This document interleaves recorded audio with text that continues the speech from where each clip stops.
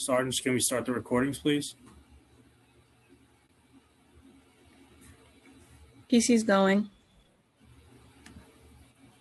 Cloud is started. Backup is rolling. Sergeant Bradley, can you give us the opening, please? Yes.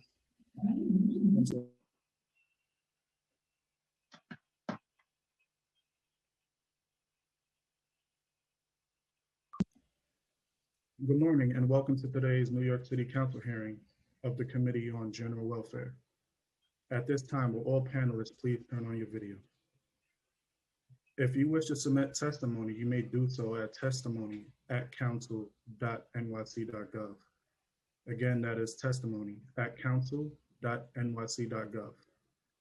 Thank you for your cooperation. You may begin, Chair. Thank you very much, Sergeant. Good morning, everybody. Welcome to this hearing of the City Council's Committee on General Welfare. Today, the committee will hold an oversight hearing on the city's plan for the impending lifting of the state and federal eviction moratoriums that were put into place to protect tenants from losing their housing during the pandemic, and the potential influx of new clients in need of social services assistance. The committee will also hear Intro 2050, sponsored by my colleague, Council Mark Levine. The COVID crisis has underscored the importance of safe and secure housing, with the Center of Disease Control issuing guidance for a nationwide eviction moratorium. It has never been more important that housing is healthcare and a human right. It is both a public health and economic priority to keep people in their homes for the duration of the pandemic, but the moratoriums will eventually end, and we must have a plan in place to accommodate what could be a massive influx of new clients in need of assistance. Prior to the pandemic, nearly half of New York City households were rent burdened, meaning that they were paying more than 30% of their income toward rent. The unemployment rates have dramatically increased in the 5 boroughs, as they have around the country due to the economic fallout of the pandemic. The pandemic has further strained what was already a precarious situation for low-income people in New York, many of whom will likely have no way to remain in their homes once the moratorium has been lifted if the city, state, and federal governments don't take any further action to assist them. Intro 2050, sponsored by Councilmember Mark Levine, would expand the right to counsel for tenants facing eviction proceedings citywide immediately instead of the current phase-in. As the right to counsel program has been implemented, evictions citywide have decreased with a 30% decline between February of 2019 and February of 2020, just before the pandemic began. I want to thank all of the advocates and members of the public and those with lived experience who are joining us remotely today. Thank you to representatives from the administration for joining us, and I look forward to hearing from you on these critical issues. At this time, I'd like to acknowledge my colleagues who are here today. We've been joined by Council members Gibson, Grudenchik, Diaz, Rosenthal, Ayala, Levine, and Reynoso. I also want to acknowledge that Intro 2050 is co-prime sponsored by Councilmember Vanessa Gibson, and also been joined by Councilmember Brad Lander. I will, before turning it over to Councilmember Levine and Councilmember Gibson, who would like to give opening statements, I'd like to thank my staff who've worked on today's hearing, my chief of staff, Jonathan Boucher, my legislative director, Elizabeth Adams, and my entire district staff who have been working on helping people navigate the system to make sure that they are getting the services that they need at this time. I'd also like to acknowledge my committee staff, the committee staff to the General Welfare Committee, Amanda Kilowan, Senior Counsel, Crystal Pond, Senior Policy Analyst, Natalie Omari, Policy Analyst, Frank Sarno, Finance Analyst, Rose Martinez, Senior Data Scientist, and Nicholas Montalbano, Data Scientist. And with that, I'll turn it over to Councilmember Mark Levine for opening statement.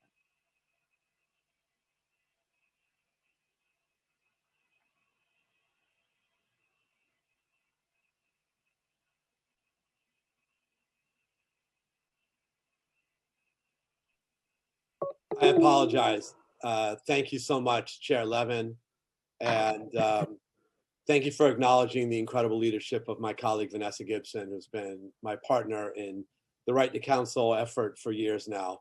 And we certainly wouldn't be here without her leadership. As you mentioned, Chair Levin, Right to Counsel, which has been in place in New York City since 2017, has actually been a game change. It has made New York City the first place in America to establish the basic right that people facing evictions in housing court should have the fairness that can only come when they have an attorney. And this law has now been replicated around the country, 7 cities as of last count. Most importantly, here in New York City, we've seen a reduction in the eviction rate of 40% prior to the pandemic. This has truly been a game change for tenants and for housing court in New York City. But as you remarked, Chair, the original law had a 5-year implementation period, partly because of the huge number of eviction cases and the need to build out a system. And as currently written, the law, Intro 136, wouldn't hit full phase-in until the middle of 2022, till July of 2022. Well, we're facing an avalanche of evictions now, post-moratorium, that changes everything. Changes everything. We must ensure that every single person facing an eviction as we come out of this pandemic has the basic security of an attorney. And unless we amend Intro 136, we're not going to be able to guarantee that for everyone who qualifies in every zip code. So this bill, Intro 2050, seeks to immediately go citywide to every zip code so that every tenant who qualifies has the benefit of an attorney. We are not seeking to change the budget for this critical program. It's already been baselined. We want to use the resources that are in place for improving access to counsel for tenants and spread them out to every zip code in the city. So again, this is not a request for additional resources. This is a request to take the law citywide. And if you say, well, might that slow down the pace at which we can handle cases? Well, yes. And that actually has a lot of benefits. First and foremost, public health. We don't want to have courthouses that are once again jam full to unsafe levels, which we certainly saw in housing court prior to the pandemic. And I certainly believe, and I think most of us would agree, that having a natural break on the pace of cases in order to accommodate the supply of attorneys for tenants would actually be a good thing from a public health perspective, a safety perspective, and a fairness perspective. This is what Intro 2050 would bring about. And I'm really thrilled that today we are hearing it. I want to acknowledge the incredible coalition of activist groups under the umbrella of the Right to Counsel Coalition that has led this fight for years now and is behind Intro 2050. Thank you to everyone in the Right to Counsel Coalition. And shout out to my own Chief of Staff, Aya Keefe, who's been a phenomenal leader in this effort from the very beginning. I'll acknowledge the committee staff when I speak later, but we appreciate their work as well. And now back to you, Chair Levin. Thank you. Thank you, Councilmember Levine. I'll turn it over to Councilmember Gibson right now for remarks. Thank you so much, Chair Levin, and good afternoon, my colleagues, members of the General Welfare Committee, to my partner in this work on this journey, my friend, Councilmember Mark Levine, and Aya, to the entire staff, to the Right to Counsel Coalition, housing advocates, organizers, tenants, all across the city of New York. I'm very excited that today's hearing is happening. And I want to thank you, Chair Steve Levin, for your leadership and your support. I'm Councilmember Vanessa Gibson. I represent District 16 in the Bronx, and I'm proud to speak today about Intro 2050, which is on today's agenda, which will amend Local Law 136 of 2017, the Right to Counsel law, by requiring the immediate implementation of access to legal services for tenants facing eviction proceedings in housing court citywide. In 2017, all of you remember the journey when the Right to Counsel law was enacted and chaptered by Mayor de Blasio. It was a different landscape for tenants in New York City. Many of them went to housing court without legal representation. Many did not understand the process. They made deals in the hallways, in stairwells with attorneys. They agreed to stipulations that they could not comply with. And many of them were not represented by legal representation. Since that time, we've seen other cities follow suit, as New York City was groundbreaking and landmark in passing this important piece of legislation. We've seen Cambridge, Massachusetts, Newark, San Francisco, Cleveland, Boulder, Colorado, and most recently, the city of Baltimore pass similar measures around universal right to counsel. Prior to the passage of right to counsel, the rate of tenants in New York City facing eviction cases with legal representation in court was a mere 1% back in 2013, years ago. It has reached 38% by the end of 2019. In many of the neighborhoods that we targeted for right to counsel, it reached almost 67% of legal representation for tenants. Between 2013 and 2019, the number of evictions dropped to historic lows to 41%. Thanks to the data that was provided by the Office of Civil Justice, OCJ, it's been proven that when a tenant arrives at housing court armed with a lawyer facing an eviction proceeding, they are given quality services. They will most likely leave with a positive outcome. When we unite, we win. And when we have representation, we can win in housing court. For example, in 2018 citywide residential evictions executed by city marshals declined by 5% compared to 2017 and by 31% compared to 2013. This indicates, everyone, that right to counsel is working. And now, on the cusp of a global pandemic, due to the economic devastation brought to our city and this country due to COVID-19, the shutdown last March, countless New Yorkers and tenants left without work, loss of income, falling behind in rent, fighting to get the basic necessities. Many of our hardworking New Yorkers and tenants have not been able to pay their rent during this pandemic. And fear, again, once the eviction moratorium from the state and the federal governments are lifted, they will be taken to court and forced to leave their homes. On March 16th, 2020, when housing court closed, with respect to nearly all new and pending matters, with the exception of some illegal evictions and lockouts, emergency repairs, we've seen housing court essentially close its doors. But we know that when the moratorium is lifted, those cases will resume. And so that is why, as Councilmember Mark Levine said, the introduction 2050 is so crucially important today in this climate and in this environment. And I want to thank everyone for being on this journey with us. This is one of the best pieces of legislation I've ever been a part of, because I know it's making an impact. I see the faces of tenants who have been saved with a lawyer, who remain in their homes, have a roof over their head, who've given stability and are able to take care of their families and children. Those faces look like the city of New York. They look like me and my community that I represent in the Bronx. And so I want to thank the Office of Civil Justice. I want to thank Jordan Dressler and his team, as well as HRA and DSS and all of our legal service providers, Housing Court Answers, Tenants United, everyone for their work thus far, specifically during this pandemic. I thank you for all of the work you've done. To the Right to Counsel Coalition and everyone that's been united and organized along the way, I thank you so much. This important legislation is needed now more than ever because of the rise in evictions, not only in traditional zip codes, but many other zip codes that have not faced high rates of eviction. And so to all New Yorkers, we want you to know that we are here for you. We are united like never before.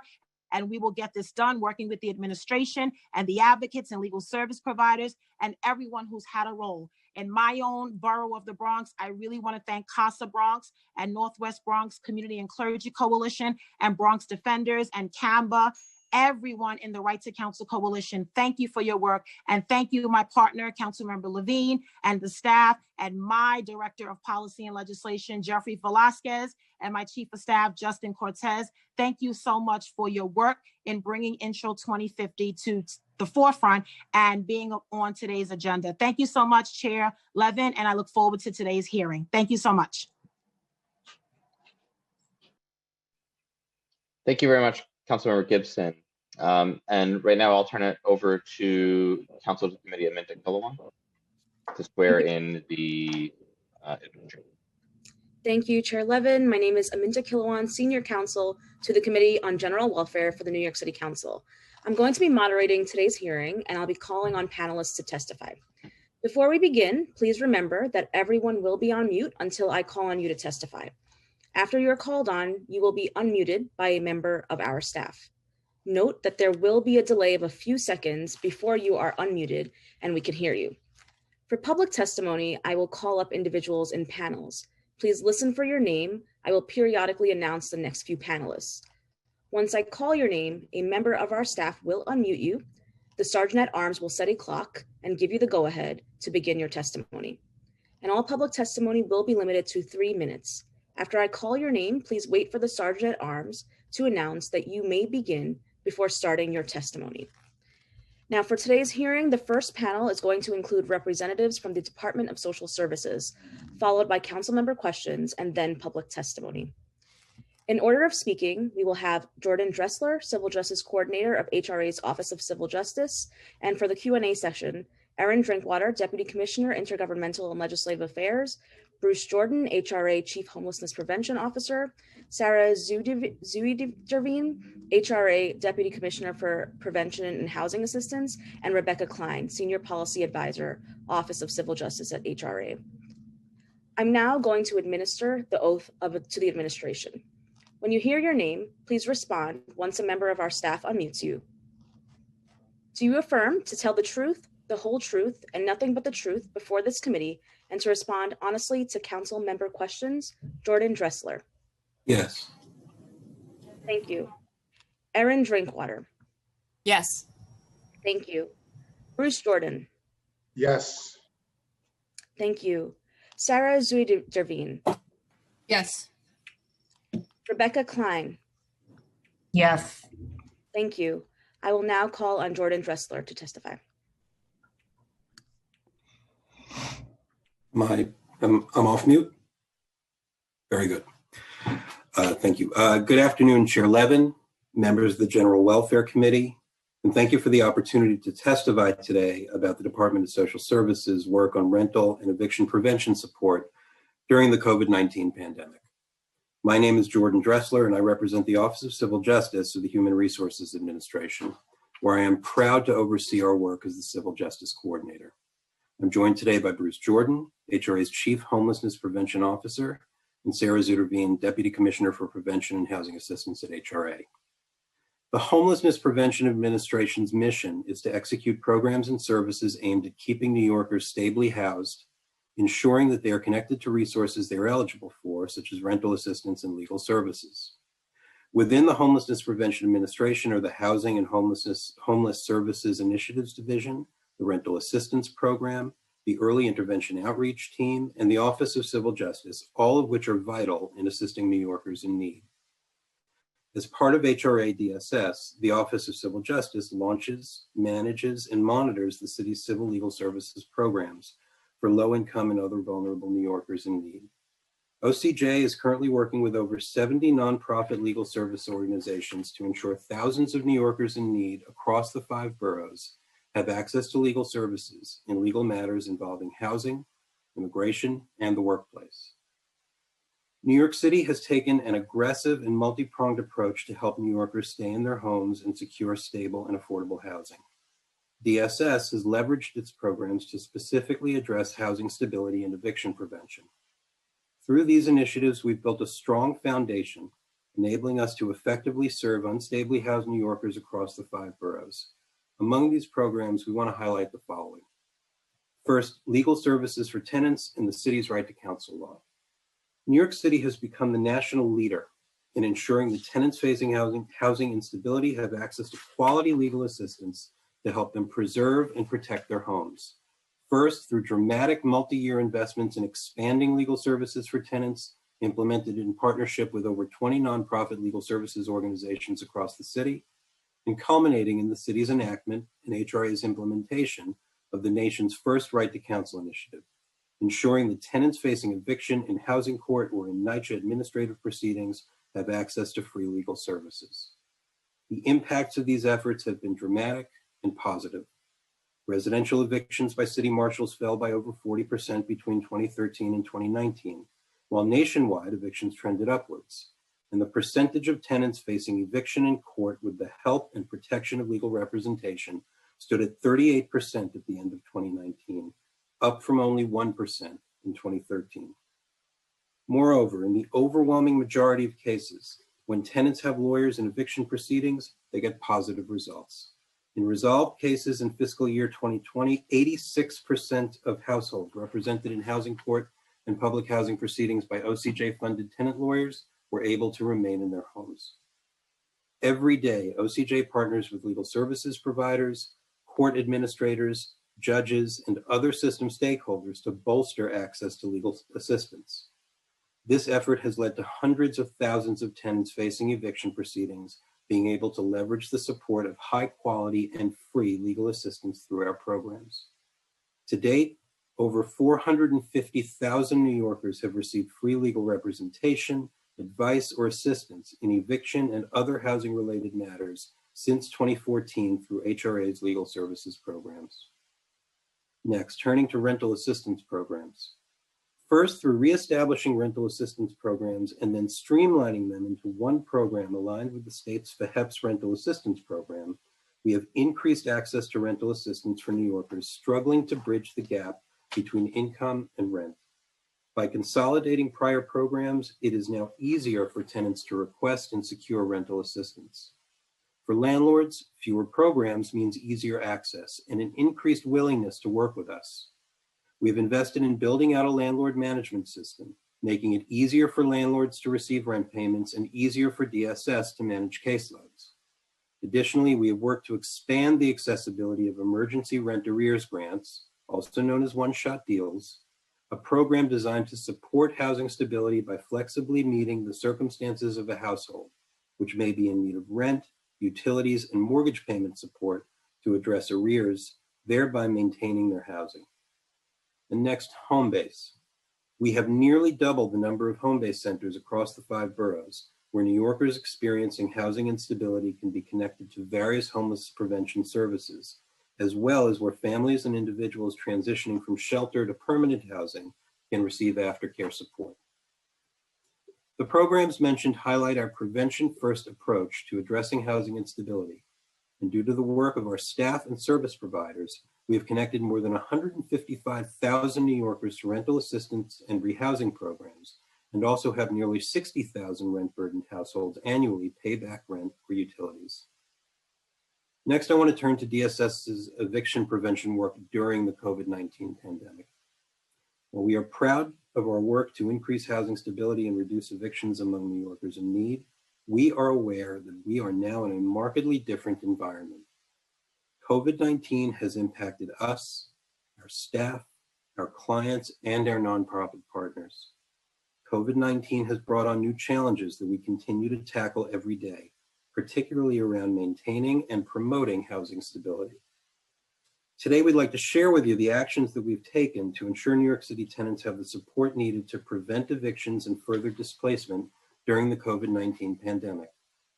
Our staff at DSS, along with our nonprofit service providers, have been working around the clock to leverage many of the programs mentioned earlier, along with updated strategies to address these emergency circumstances. Since the start of the pandemic, the city has advocated for a moratorium on evictions in the legislature and the courts.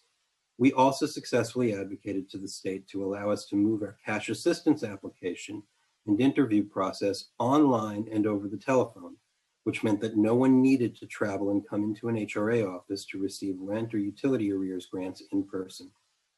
In addition, we transformed our approach to making legal assistance available to tenants in need in response to this crisis. Working in collaboration with OCJ's legal services partners, Housing Court Answers, and the Mayor's Office, we rapidly established a housing legal hotline to provide access to live phone-based legal advice and assistance provided by our tenant legal services partners. Through the hotline, tenants with questions and concerns about eviction and housing court, as well as other landlord-tenant issues, are receiving legal advice and assistance Monday through Friday. These services are currently available via 311 and the Mayor's Public Engagement Unit through the city's tenant helpline and through Housing Court Answers hotline. Legal advice services are free and available to all New York City residential renters with housing questions or issues, regardless of income, regardless of zip code, and regardless of immigration status. At the start of the pandemic, the New York City Housing Court closed with respect to nearly all new and pending matters, including eviction proceedings, except for quote-unquote essential proceedings such as legal actions to restore possession for tenants who were illegally evicted or locked out, and proceedings to compel landlords to make critical emergency repairs such as restoring lost heat or hot water. To address the legal needs of these tenants, OCJ worked with legal providers in the Housing Court and immediately established a case referral protocol to connect all unrepresented tenants who file emergency cases in court with free legal representation. Since the start of the pandemic, unrepresented tenants in any zip code who file an action to be restored to possession after being illegally locked out by their landlord, or who file a housing part action for emergency repairs, are referred to OCJ by the court for free legal representation by one of OCJ's provider partners. When the Housing Court expanded its operations beyond hearing emergency lockout and repair cases and began moving forward in some pending eviction cases, OCJ's legal providers were there to assist and protect tenants in need. Specifically, the court scheduled thousands of eviction proceedings that were pending resolution prior to the start of the pandemic for status and settlement conferences, and required that only those cases in which all parties were represented by legal counsel could be scheduled for a court conference. OCJ's legal services providers have participated in thousands of court conferences, representing tenant clients in pre-pandemic eviction cases. As a result, all tenant respondents in eviction proceedings handled by the Housing Court during this period have been represented by counsel, regardless of zip code or immigration status or income with an income waiver from OCJ. Throughout the pandemic, and prior to the most recent legislation preventing any housing court eviction activity in the short term, when state law and court directives enabled landlords to file motions in the Housing Court to permit pre-pandemic eviction warrants to proceed, or the scheduling of conferences in eviction cases involving allegations of nuisance behavior or health and safety issues, OCJ has worked with the court and legal providers to ensure that no tenant faced the threat of eviction without access to free legal representation. OCJ has been making free legal representation available to unrepresented tenants who responded in these cases through pre-court referrals and by assigning counsel to any tenant at such conference who wants legal representation in their case. This initiative has been citywide and universal. All tenants facing eviction warrants have been eligible, regardless of zip code, immigration status, or whether the tenant may have previously declined or been found ineligible for legal representation under the Universal Access Program, and regardless of household income with an income waiver by OCJ. Additionally, to supplement the work above, OCJ has worked in partnership with the Mayor's Office to conduct proactive outreach to tenants at risk of eviction throughout the pandemic, including a mail campaign announcing the launch of the tenant helpline last spring, as well as targeted mail and phone outreach initiatives directed at New York City tenants who face pre-pandemic eviction warrants or who were at risk of eviction for failing to appear in court proceedings. Now turning to the federal and state landscape on rent relief.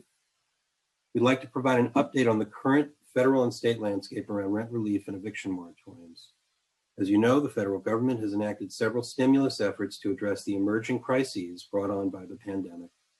Most recently, in late December, the federal government approved measures to increase SNAP benefits for millions of Americans facing hunger, providing funding for emergency food banks and children's meals, and today's focus, funding rent relief, and most recently issued an eviction moratorium extension through the end of March. At the state level, New York has most recently passed an eviction ban extending protections for most tenants through May 1st of this year. Under the newly enacted state law, the COVID-19 Emergency Eviction and Foreclosure Prevention Act, tenants can avert eviction by their landlord if they have lost income or incurred increased expenses during the pandemic, or if moving from their home poses a hardship during the pandemic. To be protected by this law, tenants must sign a hardship declaration form, which can be found on the New York State Court's website, and deliver it to their landlord or the landlord's agent, or to the Housing Court if they have a pending case. By signing and delivering this form, such tenants cannot be evicted from their primary residence pursuant to a pending case, and their landlord may not file new cases to evict such tenants until at least May 1st, 2021. For more information on how these eviction protections may apply to specific tenants, we encourage New Yorkers to contact the city's tenant helpline by calling 311 and saying tenant helpline. Additionally, through the New York State Homes and Community Renewal Department, the state is administering the extended COVID rent relief extension program, where eligible households can receive a one-time rental payment with federal stimulus funding from the earlier CARES Act. We are pleased to see action taken by the state to address the real concern of tenants paying their rent through this pandemic. While limited in funding and with upcoming expirations, the rent relief program and eviction moratorium, respectively, are more tools in the toolbox for tenants to take advantage of during this unprecedented time. In the state budget that was released last week, the state has made provision for the implementation of the recently enacted federal rent relief program in the federal stimulus legislation. The program will be administered by the State Office of Temporary and Disability Assistance, and we look forward to working with OTDA on the design and implementation of this program, including the implementation of rent relief allocated directly to the city. Now, I'd like to turn to the legislation being heard as part of today's hearing, intro number 2050, by lead sponsors, council members Levine and Gibson. If enacted, this bill would amend Local Law 136 of 2017, the Housing Court Right to Counsel Law, to require the immediate citywide implementation of access to legal services for tenants facing eviction proceedings in housing court and NYCHA administrative proceedings. The administration is currently reviewing the impacts of this legislation. While we are in favor of the spirit of the legislation, and during the pandemic, we have made right to counsel representation available on a citywide basis without regard to zip code to meet the urgent needs of tenants facing housing instability, we believe that as drafted, the bill could hinder this flexibility, which has allowed OCJ and its provider partners to be immediately responsive to the needs of tenants in court and in the community. Moreover, there's uncertainty about the timing and approach taken by the federal and state governments on eviction moratoria and the housing legal landscape, and about the needs for legal help in and out of court to assist tenants affected by these protections. We look forward to further discussions with the council and stakeholders on this bill. And in the meantime, we are confident that the current law, our structure and approach, and our ongoing dialogue with legal services providers, court administrators, and other system stakeholders will enable us to effectively and efficiently make legal assistance and protection available to tenants in need across the 5 boroughs. Thank you for the opportunity to testify and speak on the work that DSS and our partners have advanced to protect tenants in need. We look forward to ensuring New Yorkers at risk of eviction have the resources to fend off displacement and to our ongoing partnership with the City Council to overcome the crisis brought on by this pandemic. Thank you, and I welcome any questions you may have. Thank you for your testimony. Before I call on Chair Levin for questions, I'd like to remind council members to please use the raise hand function in Zoom to indicate that you have a question for this panel. Please remember to keep questions and answers to 5 minutes. I will now turn it over to Chair Levin. Thank you very much, Ms. Kilowan. Thank you, Mr. Dressler, and I want to thank all of the representatives of the administration for being here today to answer the question. So I'll keep my questions somewhat brief here before turning it over to my colleague.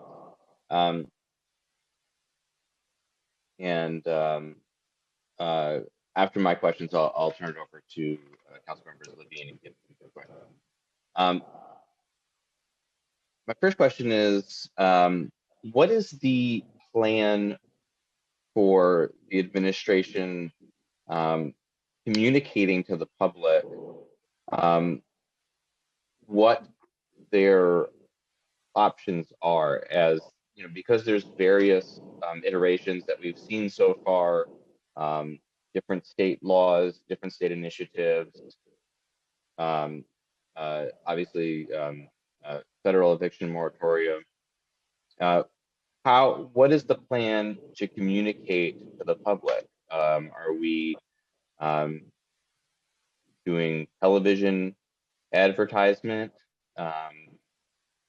What's the radio advertisement? I haven't seen anything on TV about this, you know, but I do see the advertisements around COVID initiatives. So what's the plan there in terms of public outreach? So I think, thank you for the question. There have been efforts both within DSS and more broadly with the Mayor's Office to protect tenants in the public engagement unit around outreach since the beginning of the pandemic.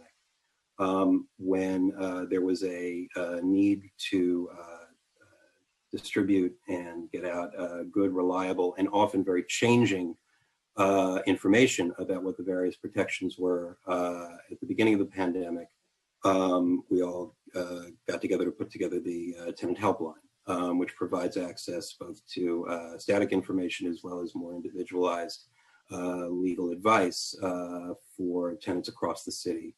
That was launched in April with a postcard campaign targeting neighborhoods across the city to make folks aware of the availability of the tenant helpline through 311. That reached approximately 1.3 million recipients in terms of postcards. And we've received thousands of calls since that time, questions ranging from I need legal advice and assistance to is the housing court open, what are the protections, and so forth.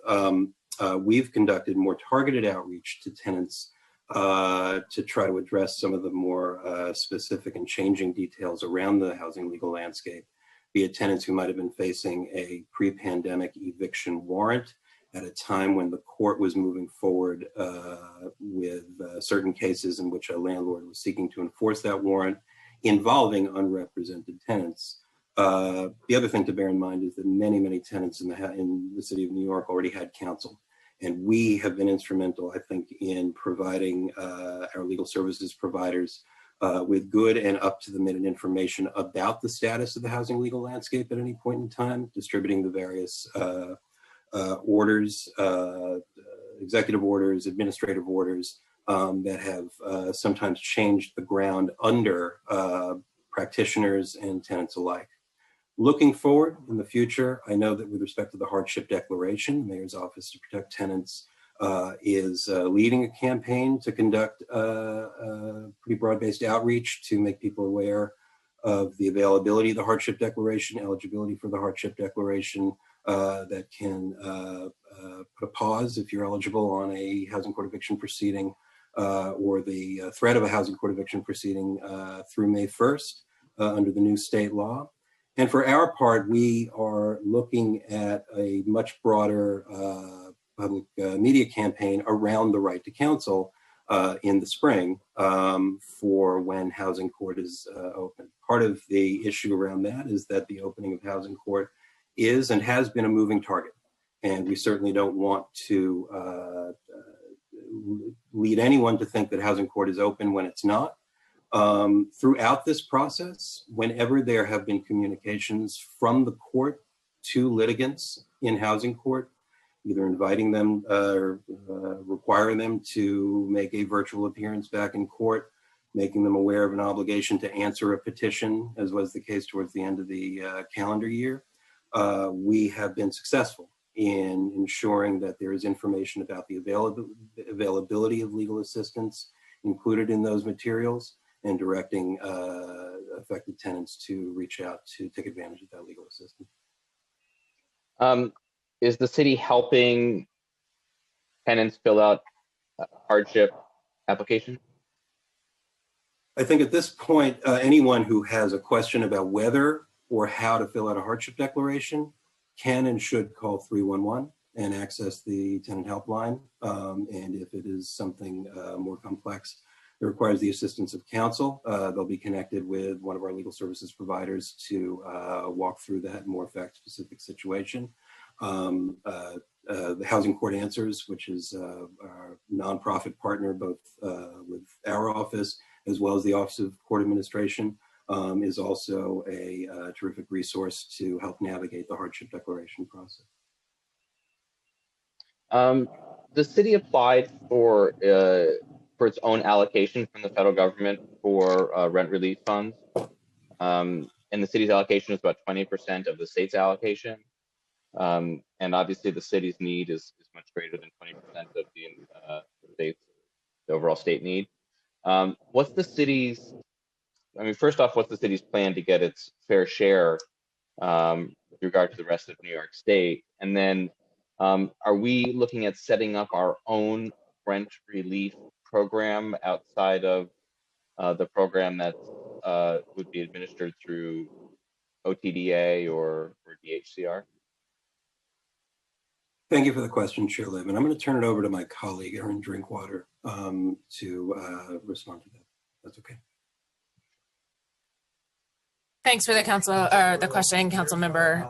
Yes, so New York City was allocated direct contribution in addition to what the state was allocated. And we are in ongoing conversations with OTDA about the administration of those state dollars and what those programs will look like. Okay. So it's yet to be undecided.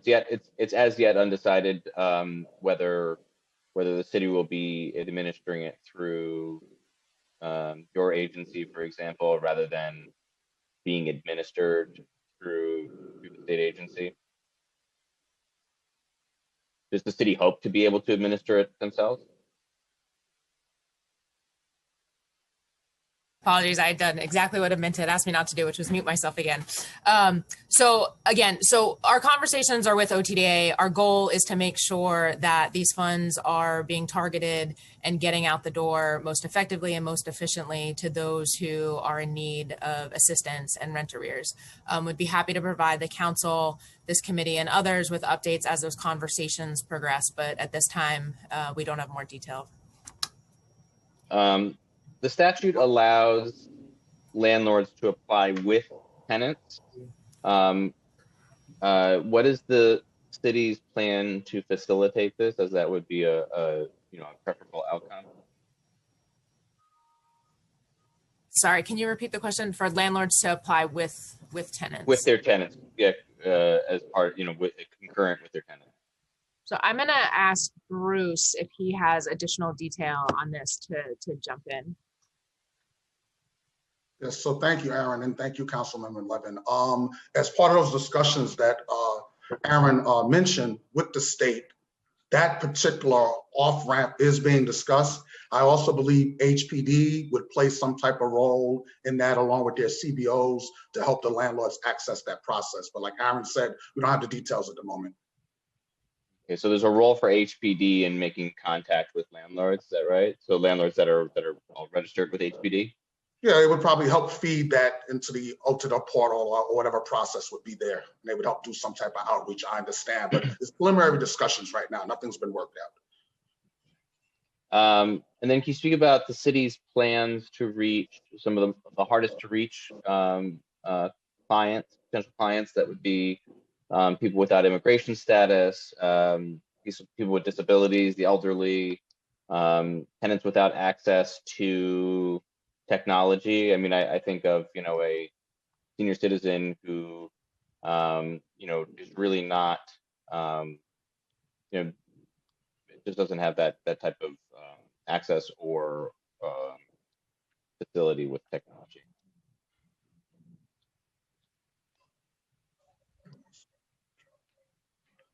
Yeah, I mean, I can address that. I mean, if the question is certainly the question about immigration status, legal services are available to all New York City tenants, regardless of immigration status. That's been made that clear in every communication that is out there. The question of the access to technology is a trickier one. One thing I would point out that with respect to legal proceedings, one thing that has been of moderate success has been just, the telephone. And so the courts have been holding telephonic conferences in many instances, and tenant lawyers, of course, are able to stay in close touch with their clients through the phone. And that has, at least in part, made sure that tenants are informed about the status of their case, are able to assist with their own defense in a housing court eviction proceeding, and are able to coordinate well with their counsel. I know that, and I'll turn it over to Aaron to talk a little bit about some of the actions being taken with respect to HRA and access to benefits with respect to technology. Sure. So we recognize the complicating factors of COVID in terms of highlighting some of the things like the digital divide, the inability for folks who don't have access to broadband or the internet, but have also made a real effort to ensure that HRA programs and services are available to clients in the comfort of their home through Access HRA, that they're able to call 311 and info line. We're really working to address some of the issues with wait times on info line that I know some advocate groups have relayed to us. Additionally, we continue to get out information, as Jordan said, through some more non-technology related ways. The agency, since the start of the pandemic, has been holding weekly calls with the commissioner, which are elected partners and CBO partners join each week. Anywhere from 150 to 200 callers call in, have the ability to ask the commissioner questions directly about programs and policies that have changed over the course of these past couple of months. And then each week that that call is followed by an email. The distribution to that has grown to about 4,500 individuals. So each week that email is getting sent to a wide cut of CBO partners across the city, as well as elected staff across the city, who we hope are relaying that information as well in the communities that they serve and represent.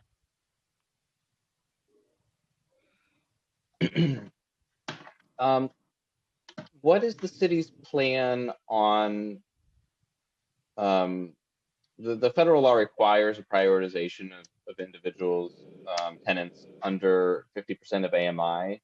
What is the city's plan to execute that requirement? How is the city going about tiering its priorities in terms of communities that have been hardest hit through COVID, or how is that because it's clear at the moment, at least without any further allocation from the federal government, that we don't have enough money to cover all rent arrears in the city right now. I think that it's been estimated, I think by one of the landlord associations, that $1.2 billion is the overall rental arrears in the city right now, and obviously that's far exceeds what we have here in New York City. So how are we addressing prioritization?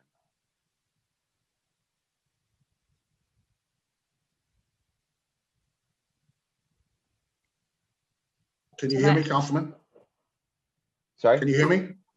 Oh, yes, I can. Thank you. Yeah. So as myself and Aaron previously stated so far in this testimony in relation to the stimulus, the conversation just started with the state, and everyone can apply, and you don't need to be in housing court, and you don't have to have a certain immigration status, right, for the stimulus money. But I think one of the things the city is thinking about in trying to define populations and identify them to the state and whatever mechanism they're going to use in partnership with us is to prioritize people in housing court that could be brought back. Let's say cases that were brought back to the court from June of 2020 to December 2020 that might be at most risk to be teed up once the moratorium ends. So that's just one ideal.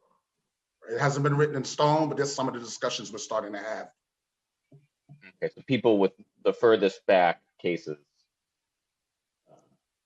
So this will be my last question for this round, then I'll turn it over to my colleagues. But big picture, are we anticipating when whatever moratoria we're talking about, whether it's the state moratorium or the federal moratorium, are we anticipating that we are going to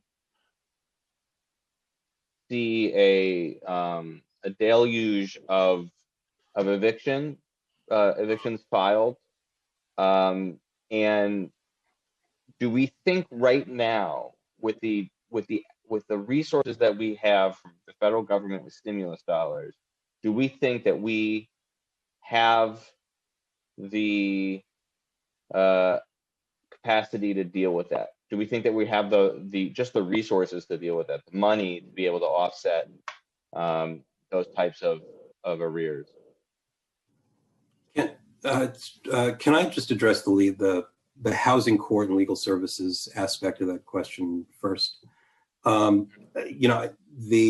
There's going to be a sort of natural limit on the timing, the jeopardy that a tenant may face in housing court due to the limited capacity in the housing court.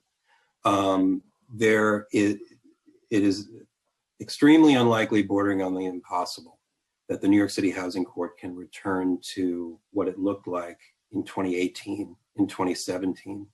The number of cases that were filed in housing court was already on a downswing heading into city fiscal year 20. And needless to say, that downswing has continued throughout the pandemic with far fewer cases filed. When right, the court, it's being artificially suppressed. So when the spigot gets turned back on, I mean, I guess the question is do we anticipate that it's going to be it's a spigot? I mean, just use that metaphor for a second. It's going to be turned on at full blast. Are we expecting that it's going to be turned on gradually? Whether or not, I mean, housing court has I understand what you're getting at, which is that housing court just has a natural limit in terms of the number of cases that it could administer.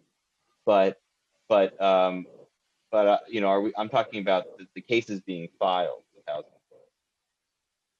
Are we going to be able to deal with this onslaught of cases, or do we not expect that there will be an onslaught of cases? Or I mean, how are we reconciling that eventually we need the money to be able to offset a lot of these arrears that people are not going to be able to afford? I mean, frankly, who's banking escrow, 15 months of rent? They can't, if they're not having access to a one shot. On the filing question, all we can do, I think, is look to the most recent data. Filing of eviction proceedings has been down compared to the year before, which was already down compared to the year before that. That's when we didn't have 14% unemployment in the city. I mean, that's when people were able to make a job. True. The case volume is quite a bit lower than it was. And part of that is in response to the challenges that all litigants face in housing court, and the knowledge that an eviction proceeding filed is going to be met with a lawyer for the tenant on the other side of that case, and all the challenges and the expenses on the landlord's side that come along with having to actually mount an actual case, which is as Councilmember Levine said, part of the true game change associated with the right to counsel. Okay, but I mean, I guess let me ask it this way: how many renters, how many tenants do we believe in New York City right now has arrears that are due to the pandemic? Do we have a kind of estimate of how many tenants we're talking about?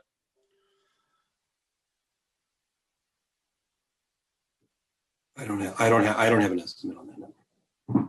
Then of that universe, how many are able to file for hardship applications? How many hardship applications have been filed?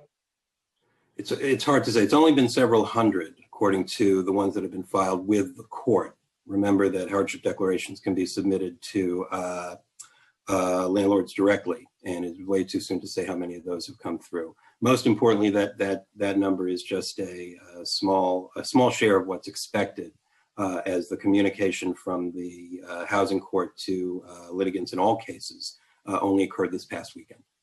So they are expecting thousands of hardship declarations to be filed to act as a delay on pending cases, at least through May 1st. Okay, I'm not totally sure I see the big picture here of, the what I anticipate to be hundreds of thousands of potential cases. I think that if we're looking at the kind of world of, I understand that there's kind of deterrence, the length of time it takes to take someone to court, the fact that they might have access or they're likely to have access to a lawyer, the fact of just kind of like administratively housing court is going to have to take a long time to go through cases, and so it might not be in the landlord's best interest to go, to pay for their own attorney to go through that process, but I'm just a little, I'm having a hard time seeing the kind of big picture strategy for how to deal with, potentially hundreds of thousands of instances.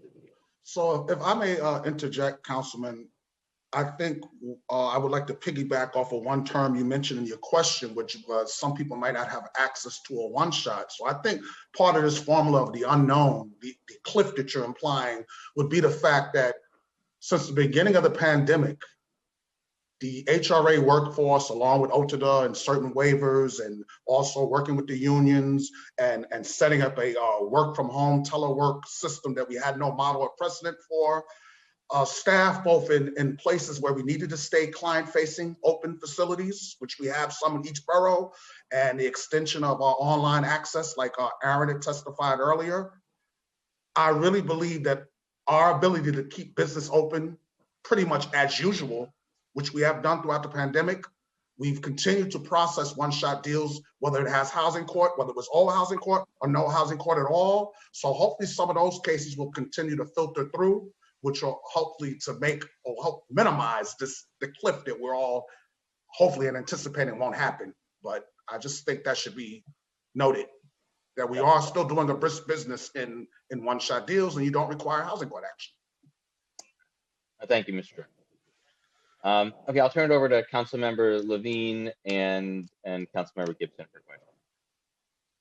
Time starts now. Thank you so much. And I do want to start by thanking you, Jordan, for what you've done over the last 4 years to put together this office and to build it out. Really, really grateful for your leadership.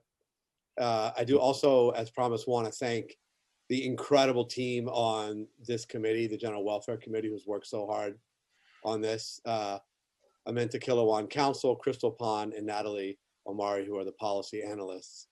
And Jordan, I just wanted to start by asking if you can clarify, how many times have landlords been allowed to proceed with an eviction since the pandemic began? According to the data that we've seen from the Department of Investigation, residential evictions by city marshals have occurred 4 times since the beginning of the pandemic. 4. Right, but there are a vastly larger number of pre-pandemic evictions where the motions are at least proceeding, correct? There have been roughly 3,700 motions filed by landlords since those motions were permitted in the fall to be restored to the calendar. But many of those cases remain pending because in all of those cases, legal representation was made available to tenants. Okay. If I could, Councilmember, just yes. because I think this exemplifies the approach that we've really worked to take since the beginning of the pandemic. This was a situation where, due to the changes in the governor's executive orders, coupled with the statewide court administrative orders, in which the New York City Housing Court was ready to permit pre-pandemic warrants of eviction that had been previously ordered by courts to proceed.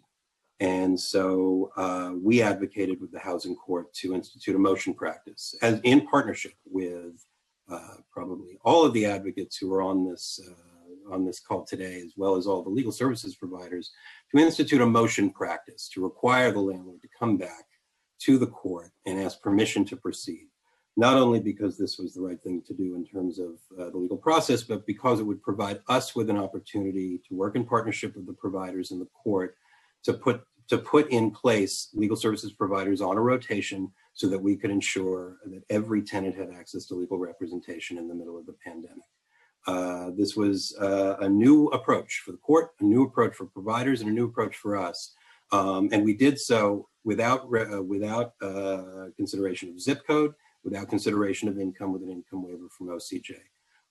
This really exemplifies the approach we've taken since the beginning of the pandemic, and is the approach that we intend to take heading through the rest of this fiscal year, as well as into the next fiscal year, which was intended to be our full year of implementation anyway, when we were going to be doing away with a zip code approach in any event. So we have accelerated that process in the midst of this pandemic, and we intend to continue that citywide without regard to zip code approach here. Absolutely, and we appreciate that. And the concern is that the avalanche of evictions ahead of us is going to make all this much more difficult and going to make the stakes so much higher. And that's the reason why we're pushing forward this amendment to the existing law in the form of Venture 2050. And I know you sort of touched on this, but could you just tell us again, what is the administration's position on this piece of legislation? And if you're not supporting it, why not? You know, look, as I said, we certainly not only support the spirit of the law, but I think that we are really implementing the law in great respects, even today, by ensuring that zip code is no longer a factor in terms of determining eligibility for legal services. I think one of the things that we want to discuss and keep an eye on, discuss with the council and other stakeholders, is the level of flexibility that it allows and the level of flexibility it might remove.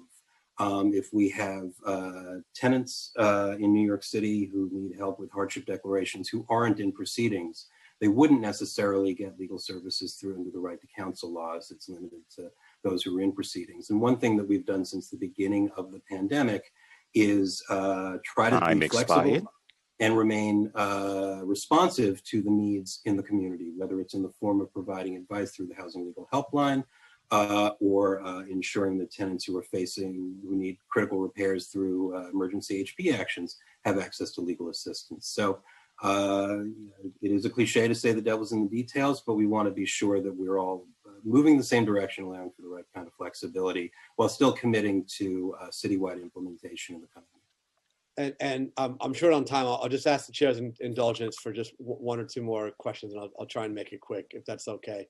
Yeah, of course. Of course. No, it's fine. It's fine. Thank you. Thank you.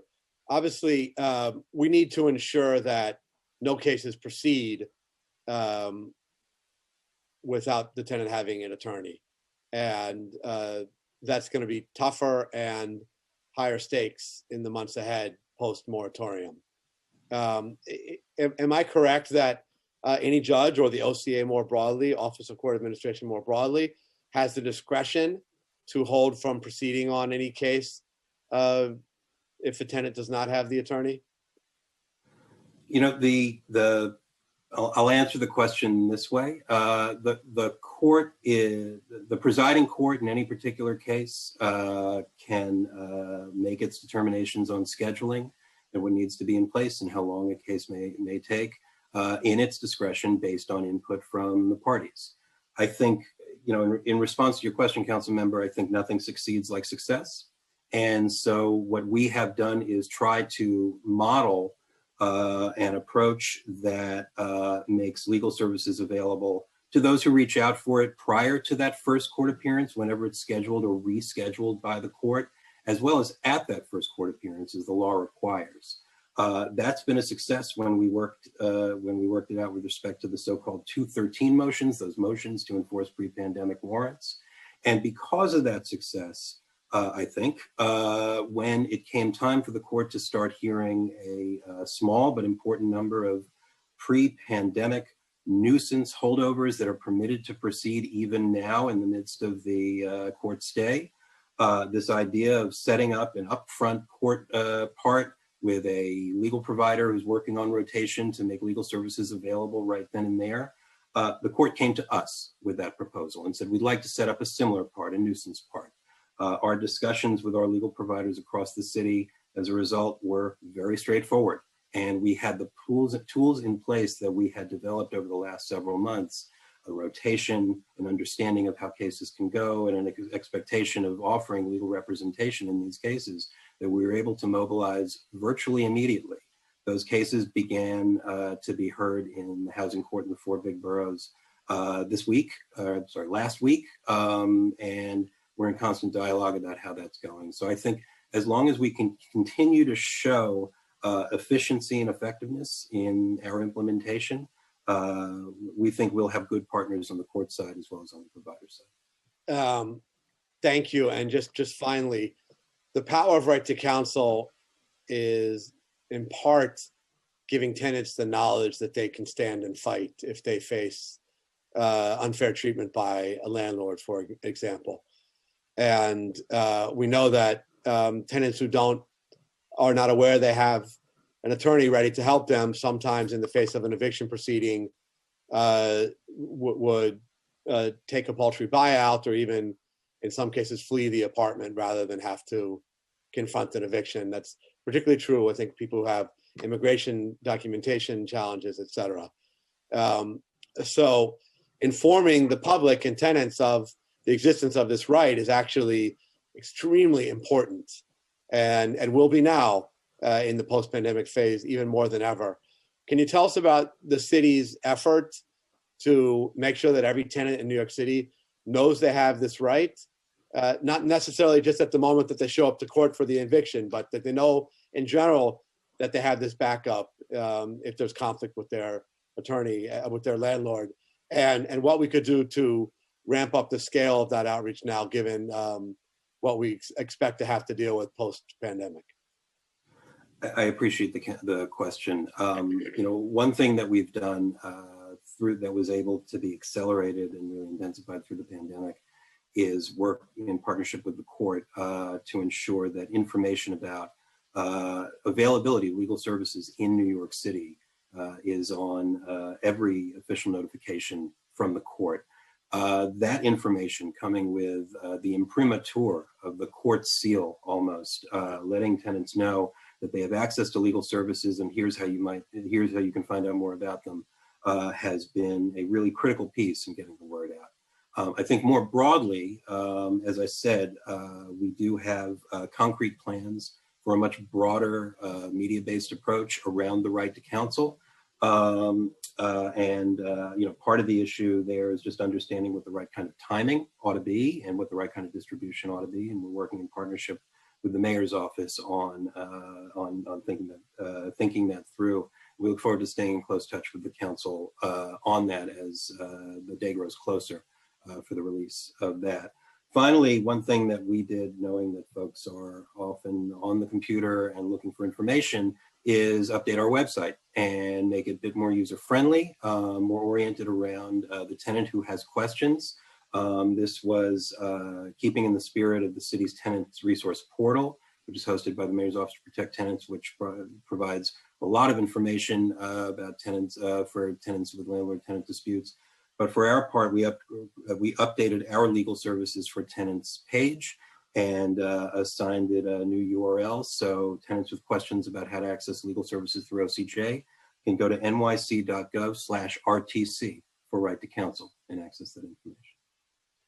Thank you. And my time is up. We want to accelerate outreach to tenants even more. And Councilmember Gibson and I have a bill, which we heard prior to the pandemic, that would require contracting with community-based organizations on the ground to do this outreach, because they're credible messengers and they're in the neighborhoods and they have cultural competency. So that's not the topic of today's hearing, but I just want to remind everybody about how important the outreach component is. So I'm way over time. Thank you, Mr. Chair, for the extra time.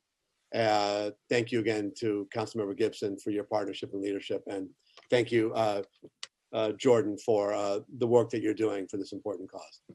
Thank you. Thank you, Councilmember. I'll turn it over to Councilmember Gibson for questions. Time starts now. Thank you. Sorry about the delay. Thank you, Chair, and thank you, Councilmember Levine and Jordan, to you and your staff at OCJ. Thank you very much. We had the chance to speak earlier last week about the work that you and your team have been doing during the pandemic. And I'm just reminded of the critical nature of this work. And even in the midst of this global pandemic, the fact that courts are closed, we know that tenants are still facing harassment. Many have fallen behind in rent and are really struggling for basic necessities. So I can't emphasize how important this topic is, as well as all of the other issues that we've been talking extensively about around food insecurity, around affordable housing. So I really want to echo the sentiments of Councilmember Levine and just saying that we are grateful. We've still been working. Our city workers, HRA, DSS, we're all still working to the very best that we can to provide the services that are very critical. So I'm glad you talked in your testimony about the work that's been done during the pandemic, and certainly supporting the spirit of the bill is a good start. And we're going to keep pushing to get us to the victory line. But I wanted to ask specifically, Councilmember Levine in his opening talked about this bill 2050 not adding any additional cost to the implementation of expanding right to counsel, since we're currently in a 5-year phase in. So number one, I wanted to ask, does the administration believe that there is an additional cost beyond what's already allocated to implement 2050? And then I want to understand for the broader public and those that are watching, how many zip codes is Right to Counsel serving today? And during the pandemic, have you seen any trends in the data collected of additional zip codes that you have been serving that are not in the original and expanded zip code list? And are we looking at some of those trends to see where there are populations and zip codes that would ultimately be served by this bill that are not necessarily in the expansion where we can target now as we look to expand on the zip code coverage? So, Councilman, I appreciate the question because I think it gives me an opportunity to make a few things clear. And of course, I want to first and foremost say thank you for your support for the work of my office, and most importantly, for the work being done every day by our legal services provider partners. Part of what we've attempted to do is set up the structures that can best connect tenants with the lawyers who can help them. But at the end of the day, it's the lawyers and their teams who are doing the work on behalf of tenants. And I have to acknowledge all of the important work that they're doing and their flexibility in working with us and the courts to ensure that in this new normal, whether it's through phone lines or virtual conferences, the legal services are being made available for tenants who need it. With respect to zip codes, it was always our intention in the coming fiscal year to do away with zip codes entirely as anything remotely like an eligibility requirement. Fiscal 22 is the last year of our implementation. When the pandemic hit, we accelerated that process right from the very first day. So the very first thing that we did in seeing that even at a time of very limited activity in housing court, emergency proceedings in which a tenant might be illegally locked out or evicted by their landlord, emergency proceedings in which a tenant is seeking emergency repairs, we eliminated any zip code requirements, made that clear to the providers, made that clear to the court, and put in a process to with the housing court to say anyone who is facing or who is bringing such a case, bring that information to OCJ and we will assign to a lawyer who can help them. That has been the approach that we have continued throughout. So today, if anyone is facing an eviction proceeding in housing court and appears in housing court, they will have access to legal representation, regardless of their zip code. We have no intention of returning to a zip code approach. That being said, in answer to your question, we have started to look at the zip code question within the cases that have been handled. Those zip codes look roughly similar to the kinds of zip codes that were the highest in the number of eviction proceedings, the highest in the number of cases in which legal services were being provided. But for our purposes now, and I hope for everyone else's, that question is irrelevant. We see this as with all due respect, we see this as a citywide effort that really has to meet tenants where they are and where they are citywide. And so I think the goal for us is better understanding what are the best ways to connect tenants with council at a time of great uncertainty as to how people are being connected.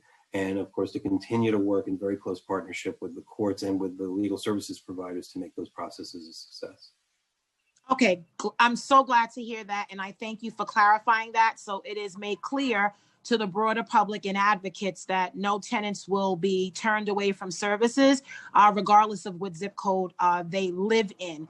And so I also wanted to ask, you mentioned in your testimony that the legislation before the committee today would not allow the administration the flexibility in terms of providing the services. So doesn't it seem that we are gearing towards that citywide expansion anyway? So what is it about the bill? And we can speak offline about specific legislative language that would prohibit the agency from implementing the full citywide measure that we're already starting to do anyway.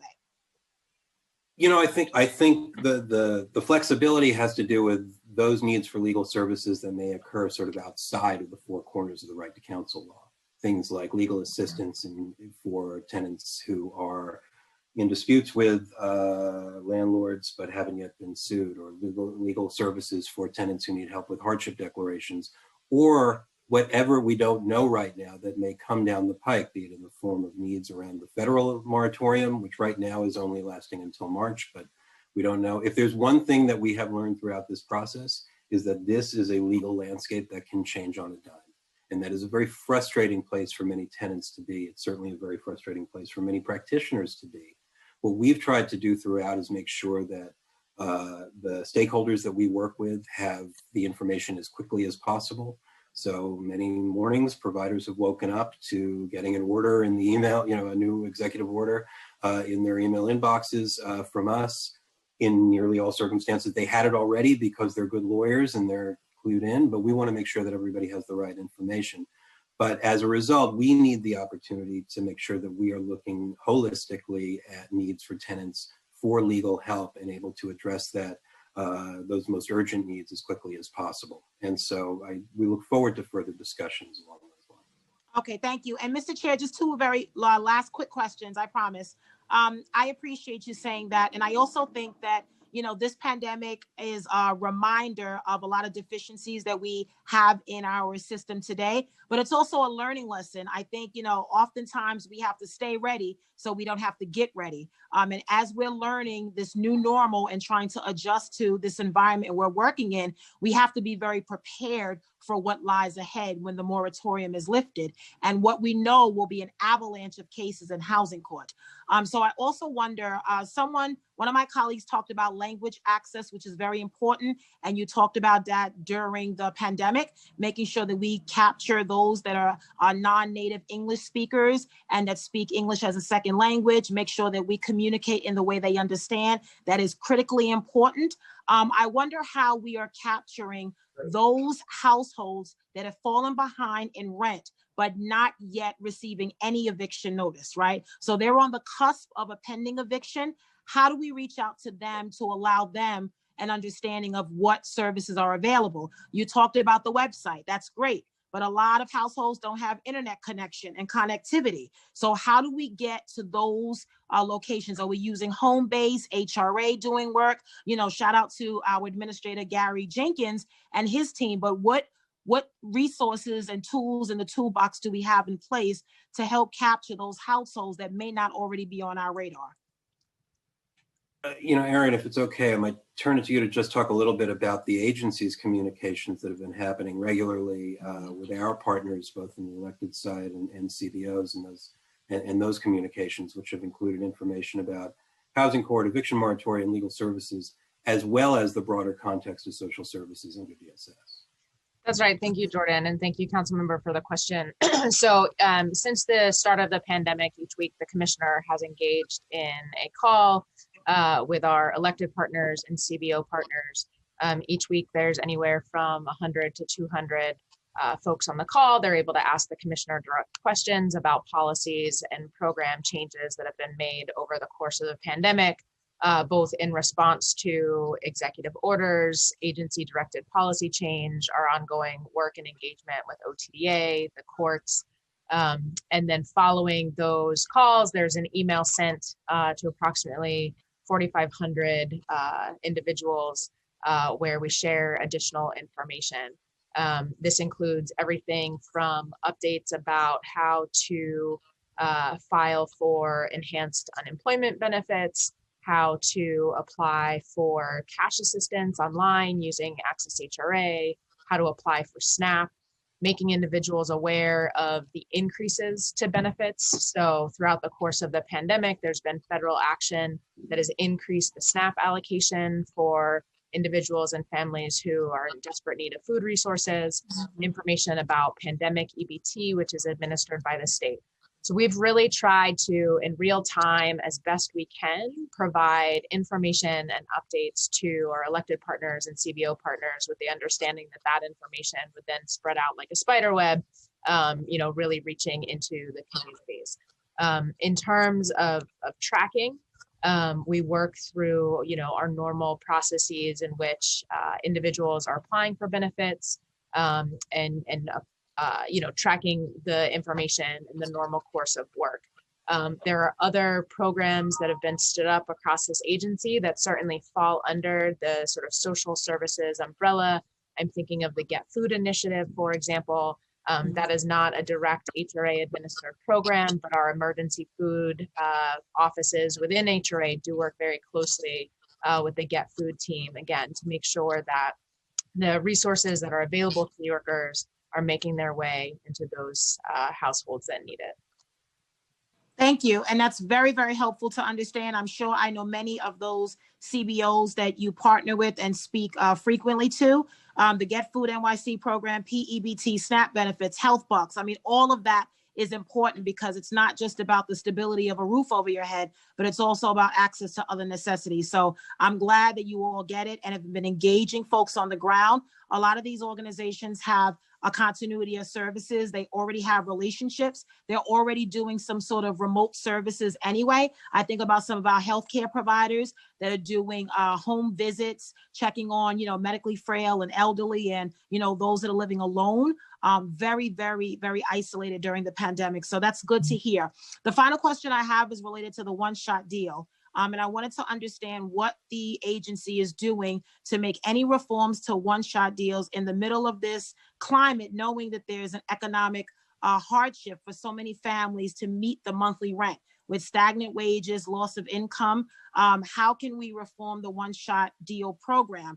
The eviction filing requirement, are we loosening some of those things? Like, are we working with our state partners to look at any opportunities to make it easier for clients to access one-shot deals as a way to help them with a lot of the back rent that they are facing?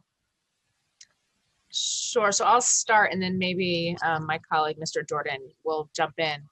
We've certainly engaged in ongoing conversations with OTDA and our partners throughout the pandemic in terms of where we're able to, loosen eligibility requirements or suspend eligibility requirements to make sure that we are getting, the necessary resources to the individuals who need it. Those conversations have both been successful in the terms of OTDA granting particular waivers. I think the waiver for the cash assistance interview by telephone is a major one.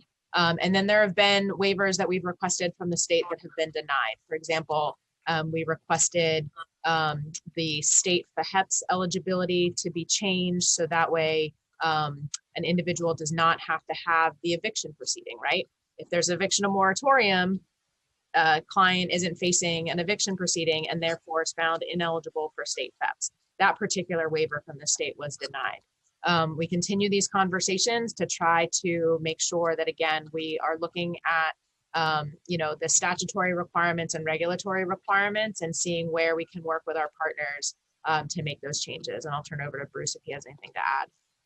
Yeah, I would just add very briefly that what you just pointed out, FHEPS has always had the requirement based on a lawsuit going back to Jiggets and the Pena settlement. But the one-shot deal has never had a requirement for legal action. It's always been a misnomer sometimes, unfortunately. But The basic criteria for a one-shot deal is you owe rent, you have proof that you owe rent from a landlord, it doesn't have to be a court stipulation. And if you have a reasonable future plan to pay your rent, we can assess you. Okay, thank you. Well, anything that we've asked the state of that's been denied, that's just a setback. A setback is preparation for a comeback. So let's try again. And certainly using us, the relationships we have with our colleagues in Albany. This is a new year, a new chapter, new administration. So I say, let's try to get these, these hurdles addressed so that we can make it easier for our clients in the middle of a pandemic. So I'm done with questions. My time is up, but I really thank all of you. Thank you, Bruce. Thank you, Erin and Jordan and the HRA team, the DSS team, the OCJ team, every acronym. Thank you guys really for the work you're doing. It does not go unnoticed and unrecognized, and working with all of our civil legal service providers on the ground, many of whom I've talked to. I know that this has not been an easy time, but I appreciate the impact that we are making. And we just have to keep pushing, because the reality is there are a lot of tenants out there that need our support and need our priority and our attention. And we cannot lose sight of that right now. So I am looking forward to working with you. We're going to get to the victory line on 2050. I'm sure of it. And I appreciate you, Jordan, for coming today and really everything that you and your team have done during the course of this pandemic. So thank you so much. And thank you, Chair Levin, for allowing me the additional time. Thank you. Thank you. Councilmember Gibson, I just want to apologize in advance. My kids just got home, so you might hear some cacophony in the background. Bruce, before I turn it over to Councilmember Grodenchik, I wanted to ask you one quick question. Being that the limitations to one-shots are what you just outlined,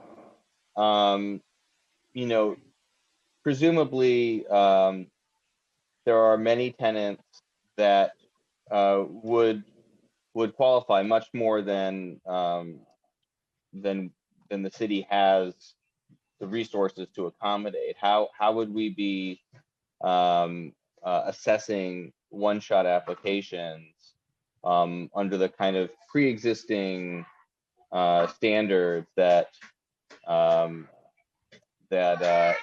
we had prior to COVID? I mean, if the standards are that they're able to pay, they don't need an eviction proceeding, they just have to demonstrate that they could pay the rent moving forward, and they were paying up until, just as a scenario or a hypothetical, paying their rent up until COVID, and then lost their employment during COVID, accrued arrears, but once we're out of the pandemic, they're able to work full time and continue to pay their rent.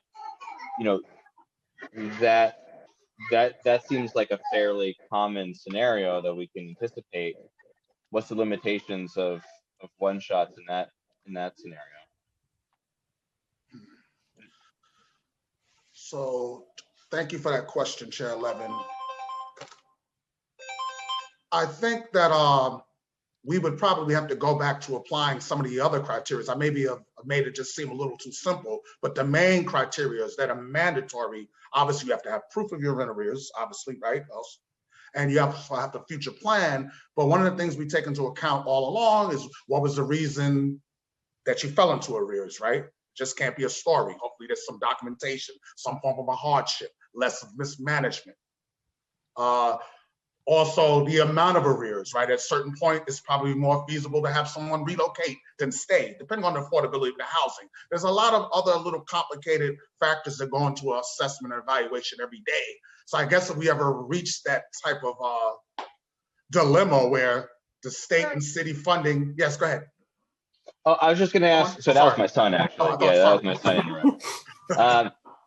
So I guess we had to start shaving things down if all of a sudden the funding became unavailable, even at the pre-pandemic level. We would just have to take a stricter look, I guess, within the current program rubric that we do. But the main mandatory things are a future ability and just proof of the arrears. But we do take into consideration other factors every day. Wouldn't it make sense to just take the federal stimulus dollars, hold hopefully more would be coming in the upcoming stimulus deal from the Biden administration, and just take those stimulus dollars and apply them to rent arrears through the one-shot program. Wouldn't that make a lot of sense? So, Chair 11, that's what I believe myself and Aaron sort of testified. That's the sort of the direction of the conversations with the state. Okay. I mean, I would prefer to advocate that they don't reinvent the wheel. We have a pretty effective, I mean, I will say this, and anyone that asks me, what has been the most meaningful work that the de Blasio administration has done around homelessness, and I'll say civil legal services, the increase in civil legal services, and the increase in one-shots, which has stabilized a lot of tenants across New York City. Just to put into context, I mean, prior to 2014, there were $6 million in civil legal services in the city of New York under the Bloomberg. It's $6 million, and then this administration has brought it up to over 60, 70, 80 million dollars annually. But the expansion of one shots and the eligibility of one shots has been transformational with this from last administration to this administration. So certainly that's something that I think we can advocate for is again, not reinventing the wheel here, but perhaps bolstering the system that's been so effective for the last 7 years. Yep. Okay. I'll turn it over to Councilor Grodenchik now. Time starts now. I'm going to ask for an extra 5 minutes in advance. I'm only kidding. Thank you, Chair Levin. You kind of took my questions because we usually anticipate each other's line of questioning. But I want to thank HRA not only for being here today, but for their comprehensive testimony. And I really think, and my comments are going to riff on Chair Levin mostly, and to some extent, Council Member Gibson's comments. I really believe that that we have to play long ball here, and we have to look down the field, because this pandemic has been going on for almost a year. And the use of one shots, I agree with Chair Levin, is probably the best thing that we have done to prevent homelessness. And we know that so many of the things that we fight against as a city and this council and the administration have worked on stem from preventing homelessness. It goes a long way. It affects the education of children. It affects so many different things. And I know that a question was asked, I think, by Chair Levin about what we're exactly looking at. And if you don't have the answer today, that's okay, because there's still time to come up with an answer. I think that we really need, with due respect to HRA and Department of Social Services, we need to take a hard look at what it's going to cost, because we can't print money here, but the federal government does. And we finally have an administration in place that is willing to look at these issues very seriously. And I would respectfully request that we do get a hard look from HRA to see exactly what we're up against, because you really can't deal with this problem until you know exactly how many people are going to be facing eviction. And the one shot takes is it allowed 4 months in arrears? Can you answer that question? That's the one question I will ask. So, Council Member, the traditional one-shot deal administered by HRA with oversight from the state, there is no limit as far as the months. Okay. It's by case basis. So I think that the number of cases that you're dealing with is going to rapidly expand. Many people, we still have a double-digit unemployment rate in all of New York City, and that's nobody's fault. There was a pandemic and we're still fighting it. And I really think it is critical that we come up with a number, and maybe we can discuss this again at a future hearing if Chair Levin is so inclined.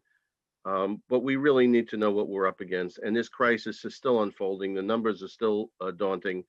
And we really need to know what we are up against. So I'm not going to ask any question except to request from HRA that they go back to the table and really take a hard look. Are we dealing with 10,000? Probably not. Are we dealing with 100,000? Much more likely. The numbers are just off the charts. We know how many. Yes, Aaron. Oh, Councilmember, sorry to interrupt. I was going to say it might be a good time now to just jump in with some information about rent arrears payments that have been made. To your point in terms of tracking this, in FY fiscal year 19, the city had a 255 million total expenditure in rent arrears, and that served about approximately 57, almost 58,000 households. And then in city fiscal year 20, it was about 215 million. So a slight decline, serving about almost 50,000 households. The average payment year over year was approximately the same. And this is data that we, continue to look at. I think very much to your point, this administration really took the payment of rent arrears, made it more accessible to clients, made it something that individuals who were in need of this were made aware of, and then our ability to pay that out based on the state criteria. So we'll continue to track and monitor that as one metric. Again, it's one of many of the prevention tools that we have in the toolkit that we have, but wanted to get that on the record. I thank you for that. That's very helpful to me because it gives us some idea. But if there's any way that we can try to look forward, working with advocates and the other folks that you work with, thank you. That would be helpful because right now they're planning, the next stimulus package. And I am certain that New York City is not alone in this. We will have many allies, but we've got to be.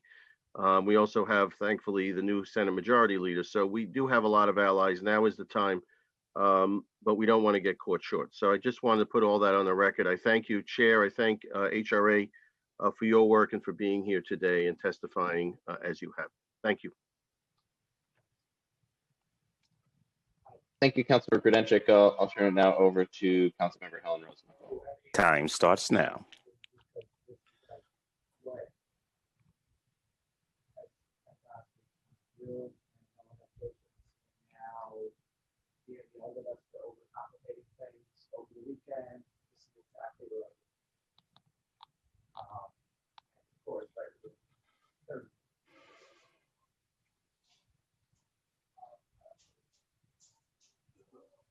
Great, thanks so much. I appreciate all the hard work, council members Levine and Gibson. Congratulations always on this brilliant legislation. And of course, congratulations to the Right to Counsel Coalition. Two quick questions. One from my staff is our holdovers, our holdover cases allowed to be taken by Right to Counsel lawyers? Yes. Thank you, Councilmember. The answer is yes. Holdover proceedings in housing court, which is to say an eviction proceeding brought for a reason other than non-payment of rent, are included under the existing Right to Counsel law. And in fact, a subset of holdover proceedings, those cases in which the allegation is something in the spirit of a nuisance case or a threat to the health and safety.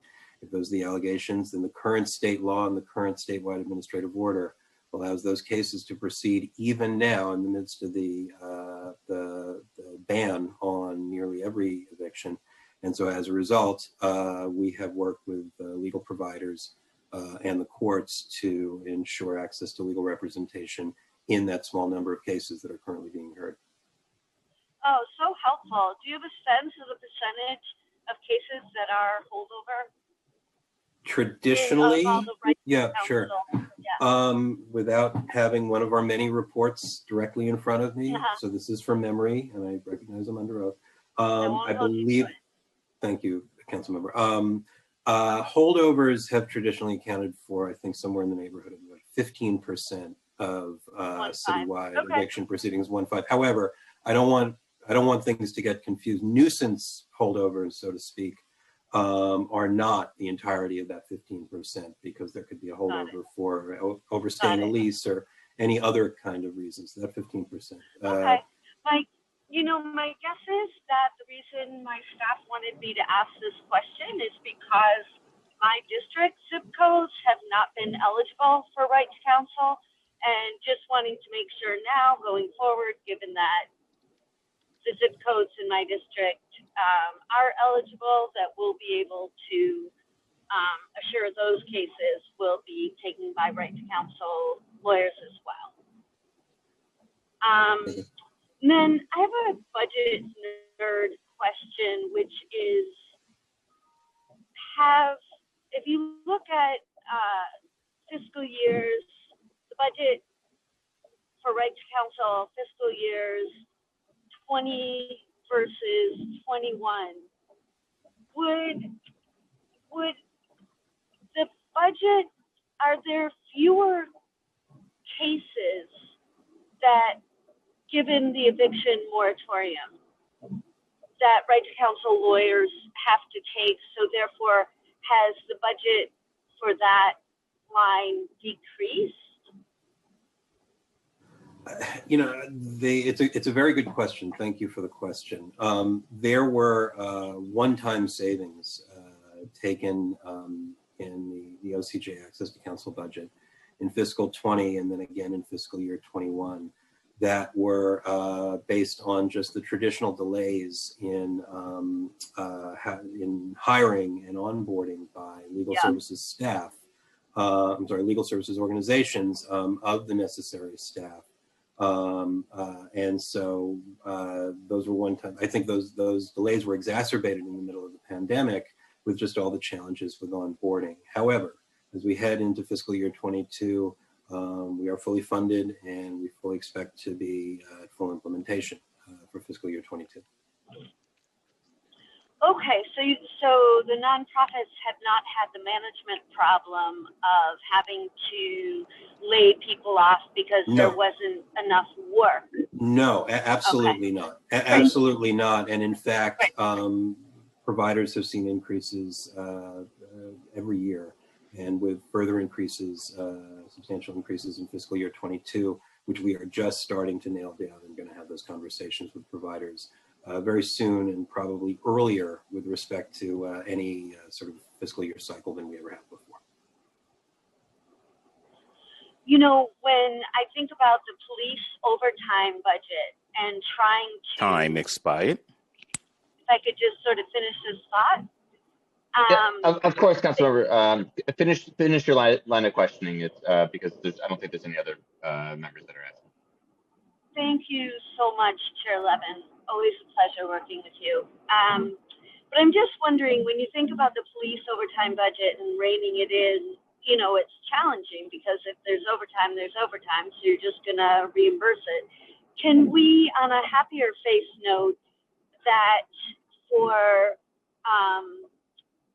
one-shots and for funding right to counsel, are those things driven by demand, or is it ever the case that, you know, as the city has faced financial troubles over the last year, that we've limited allocations due to fiscal belt tightening?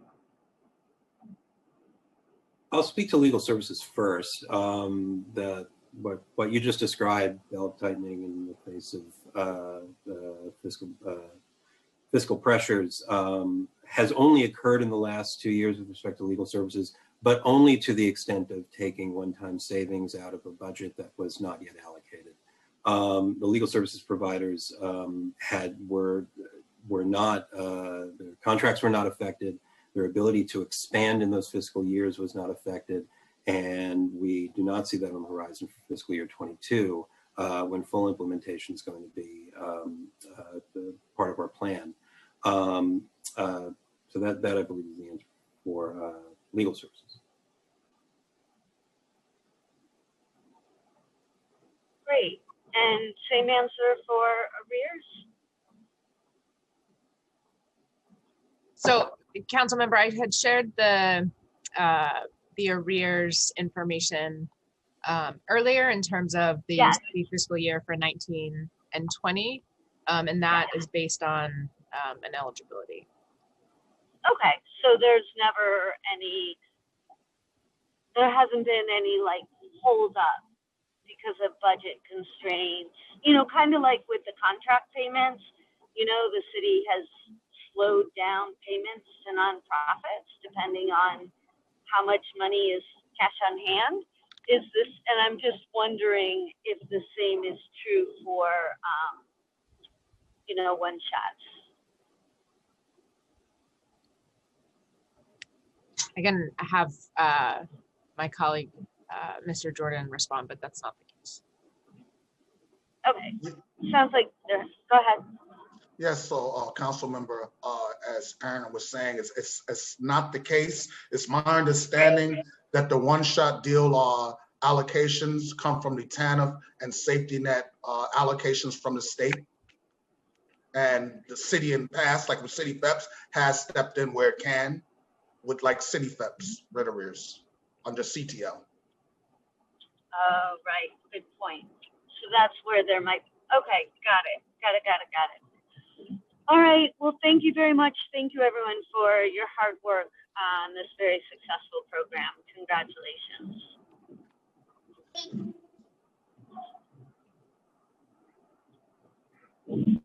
Okay, thank you very much, Councilmember Rosenthal. So I'll just ask a few questions here before we wrap up. And the son decided not to take a nap, so he's with us here as well. Wait for my computer.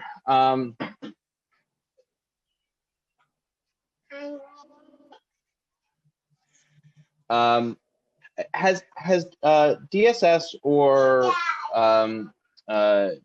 agencies within the administration sat down and done like tabletop exercises around the moratorium ending, kind of, gaming out scenarios in which so there's kind of a game plan in place? Is that something that you've done, or something you intend to do?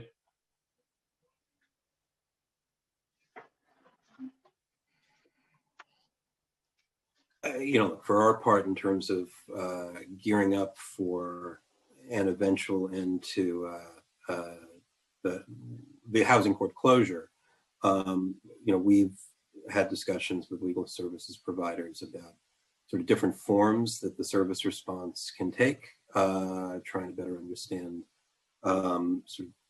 what the accessibility for legal services can and ought to look like, depending on what the scenario is. I think the challenge with all of this is all of the inputs, so to speak, on what an exercise like that might be, tend to change given a 30-day time period.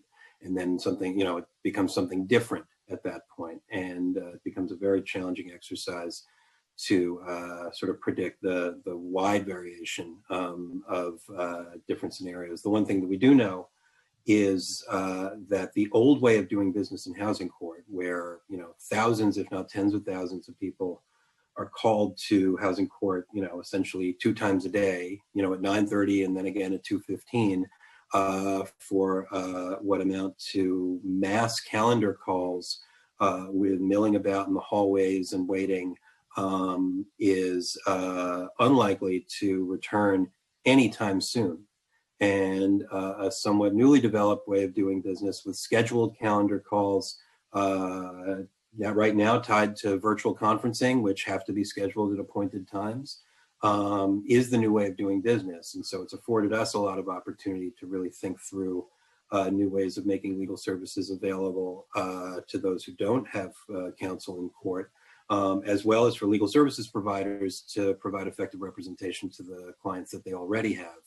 And understanding, of course, that there's only a limit to how many of any particular kind of matter or any particular kind of case the courts can hear at any particular time. So the only thing I would add to that, Council Member Chair Levin, is that because of the Office of Civil Justice and our connection with OCA and the courts, and the fact that, as you said, we have a program that's not broke in the traditional one-shot deal programs. To date, other entities have invited us to the table, from whether it be City Hall or whether it be OTDA, to start having some discussions, yes, on planning.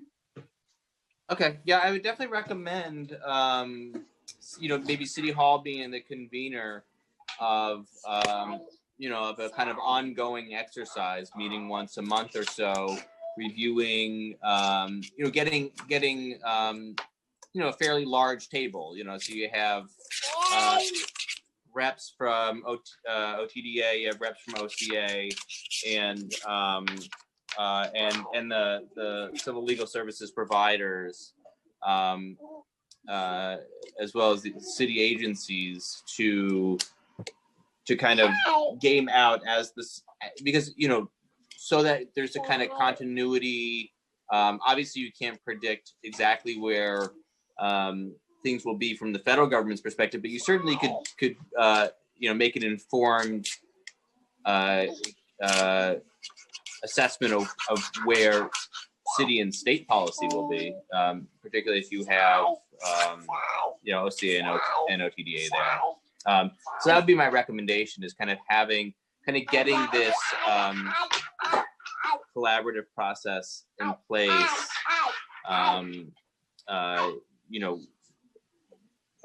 starting now, so that so you can anticipate this. And I'll note, council member, also through the IHAC, the Interagency Homelessness Accountability Council, we spent months this year in the quarterly meetings that were required by local law, discussing some of these very topics. Representatives from this agency, from HRA, were involved in those meetings, as well as other agency partners from ACS, from DOE, from DOHMH, HPD, and as well as the Center for Innovation through Data Intelligence, MOIA. So that was one piece. I do hear the point of the chair, and certainly happy to bring that back to City Hall and to colleagues, and the inclusion of our CBO partners, of course. Thank you. What is the city doing around advocacy for the cancel rent advocacy at the state level? Is the city involved in that, or has the city considered legislation or looked at the legislation that's currently pending in the legislature around cancel rent? Thank you for the question. So, we are very much aware of the fact that the COVID-19 has caused so much uncertainty across the city.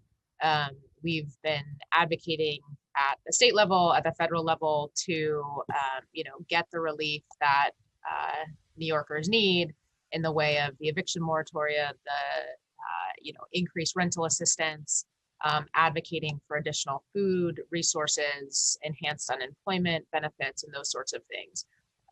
We have spoken today about the tenant legal services, and we want to continue to explore those conversations and making sure to get the relief in the hands of renters so that they are able to pay their rent. I think at the end of the day, that is what we need to be focused on. Making sure that the monies that have already been allocated are able to quickly be dispersed. And so folks are able, to cover their rent, landlords can make their payments, and so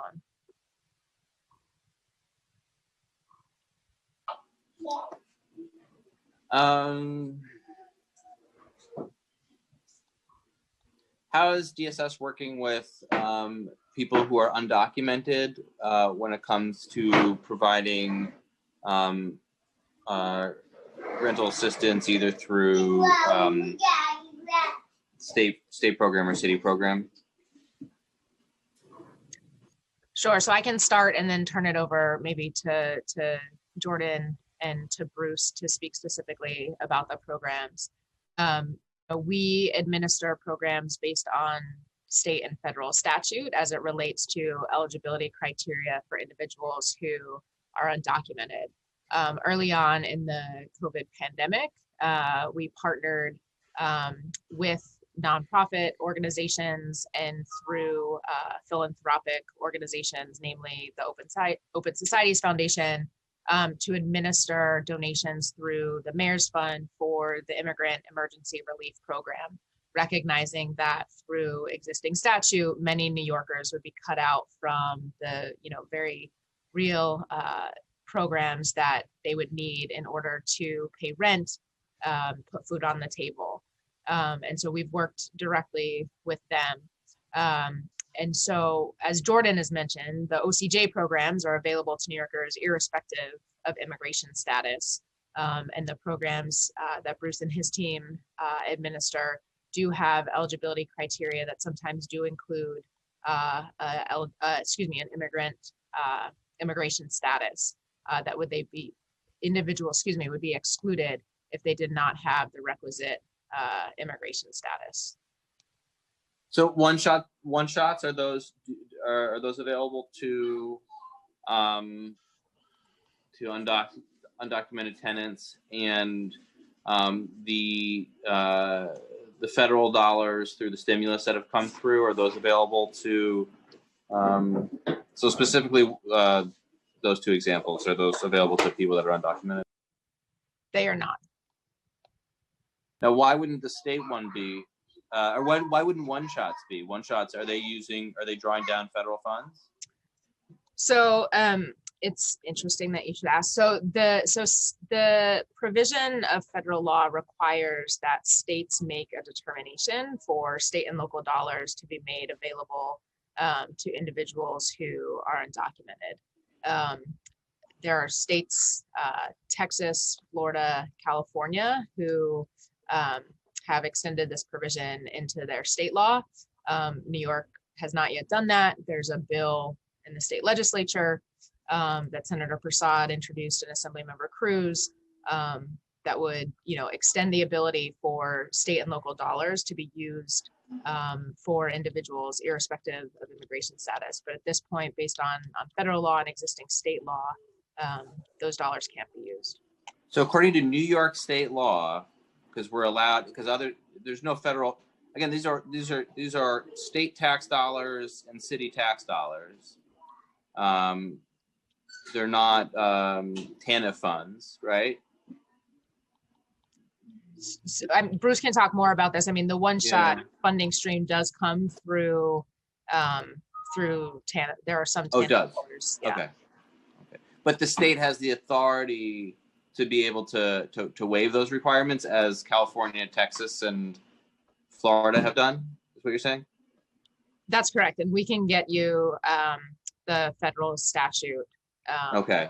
And can share the state legislation as well. Okay. Is the administration in support of that state legislation? So the administration is looking at that. Yes.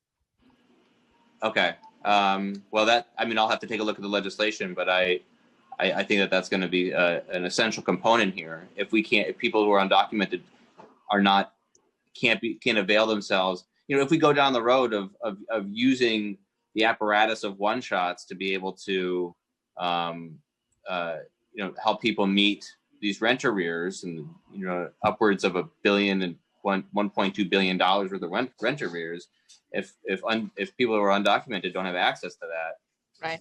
And, as I mentioned, I mean, under COVID, we were able to, New York City was able to administer the Immigrant Emergency Relief Program.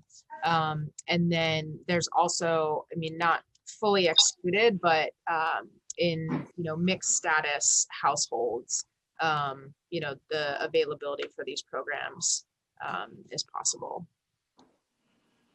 Okay. That's something that we should definitely be focusing on then, I think. Can one-shots be used to cover arrears for storage units? I can certainly speak from just personal experience. The number of times that clients that we've worked with in my office have had storage units and faced challenges around arrears there. I'm going to have Bruce jump in here. Sorry, you're muted, Bruce. I think there you go. No, he's You're good. Okay, sorry about that. I had some company in my house now too. Yes, you can get storage arrears through the local job center and applying on Access HRA.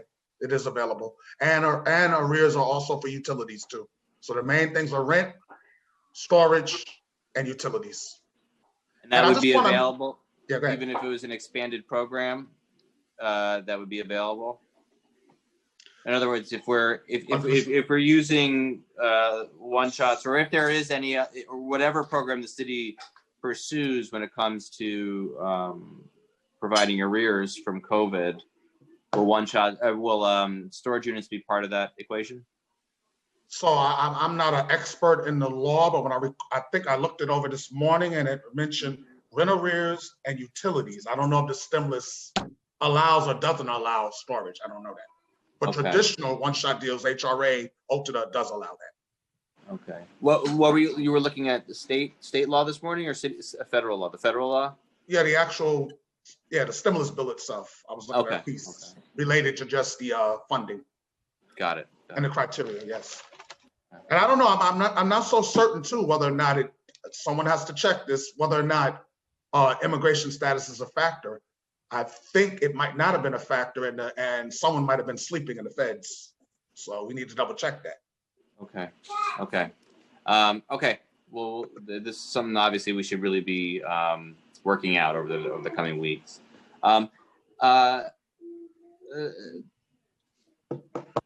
Last question for me here.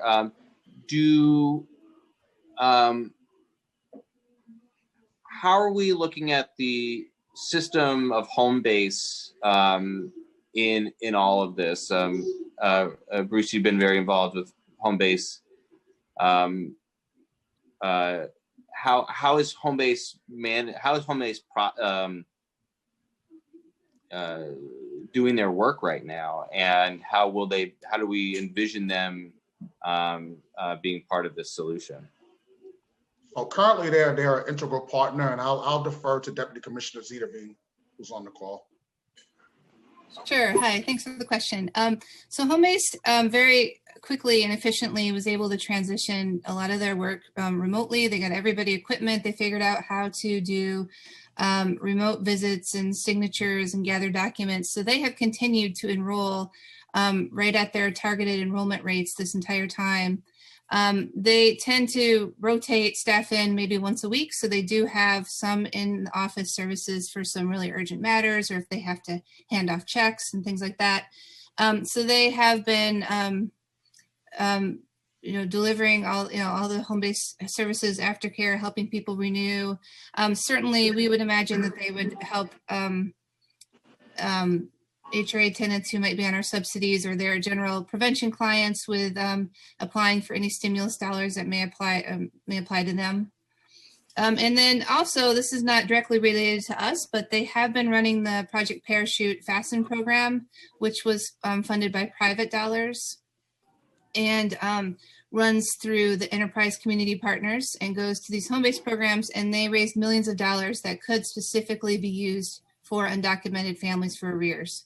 So all of those home-based providers have been also getting that program up and running and processing arrears grants for undocumented families that can't get that money anywhere else.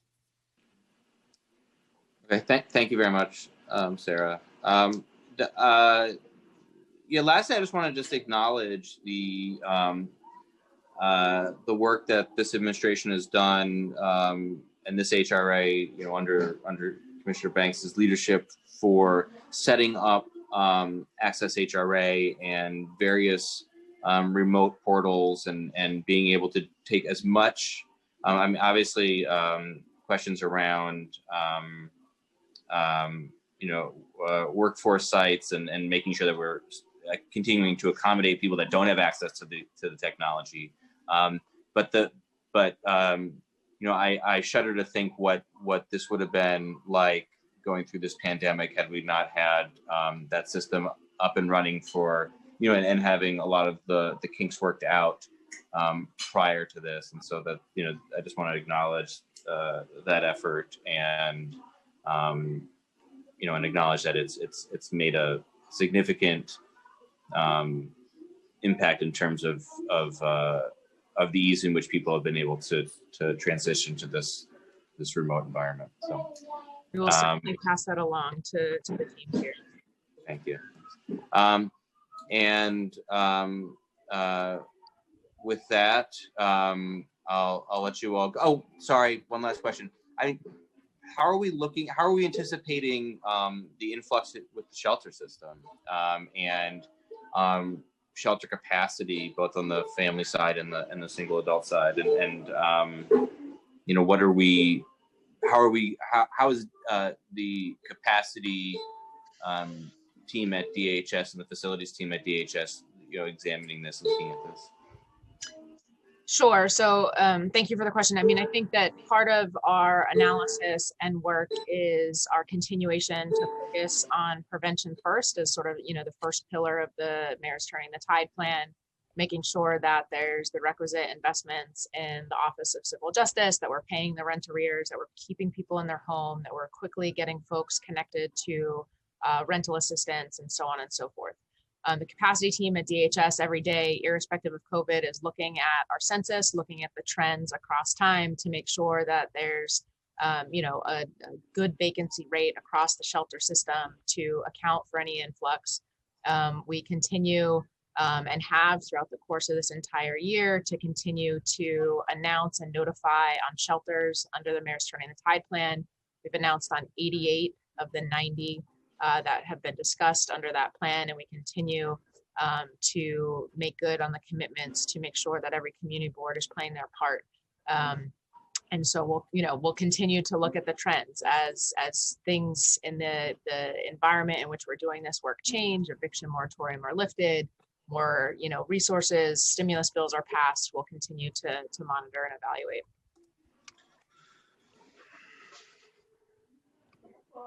Thank you. Thank you, Deputy Commissioner. Okay, I'll let you all go. Last question: is the Hope Count happening this year? Yes, the Hope Count is happening this year. It is happening across multiple days. Our providers, coupled with DHS and DSS staff, will be conducting the count this year. Okay. All right. I wish you all luck. Sarah was always my site leader. So. Okay, well, certainly we wish you well with that. And with that, thank you all so much, and good to see you all. And let's definitely keep in touch, and let's try to set up a kind of ongoing exercise for the various agencies to think through the various scenarios that we could encounter. Okay. Thank you. Thanks a lot. Okay. Thank you. Thank you, Chair Levin. So we have concluded DSS's testimony, and we are now going to turn to public testimony. First, I'd like to remind everyone that we are going to call up individuals in panels. Once your name is called, a member of our staff will unmute you, and you will begin your testimony once the Sergeant at Arms sets the clock and gives you the cue. All testimony will be limited to 3 minutes. Remember that there is a few seconds of a delay when you are unmuted before we can hear you. So please wait for the Sergeant at Arms to announce that you may begin before you start your testimony. The first panel of public testimony in the order of speaking will be Nigel Murphy, Lisbeth Moscosa, and Ariel Ashtamker. And I will now call on Nigel Murphy. Time starts now. Hello, can you hear me? Yes, hello? We can hear you. Oh, hi, thank you. For allowing me to give my testimony. I reside at 5421 Beverly Road, and how everything got started for me in my building was when calls were going unanswered and ignored. A tenant leader in my building started having meetings for us to meet up and to talk about the complaints that were going unnoticed. And when we weren't getting the service that we needed, we reached out to the Flatbush Tenant Coalition, who came out and hooked us up with the Brooklyn Legal Services, and attorneys came out to sit down and educate us and meet with us individually to just let us know our rights, and did all the paperwork for us which was came very handy for us because a lot of us didn't know what to do, and many tenants had to work.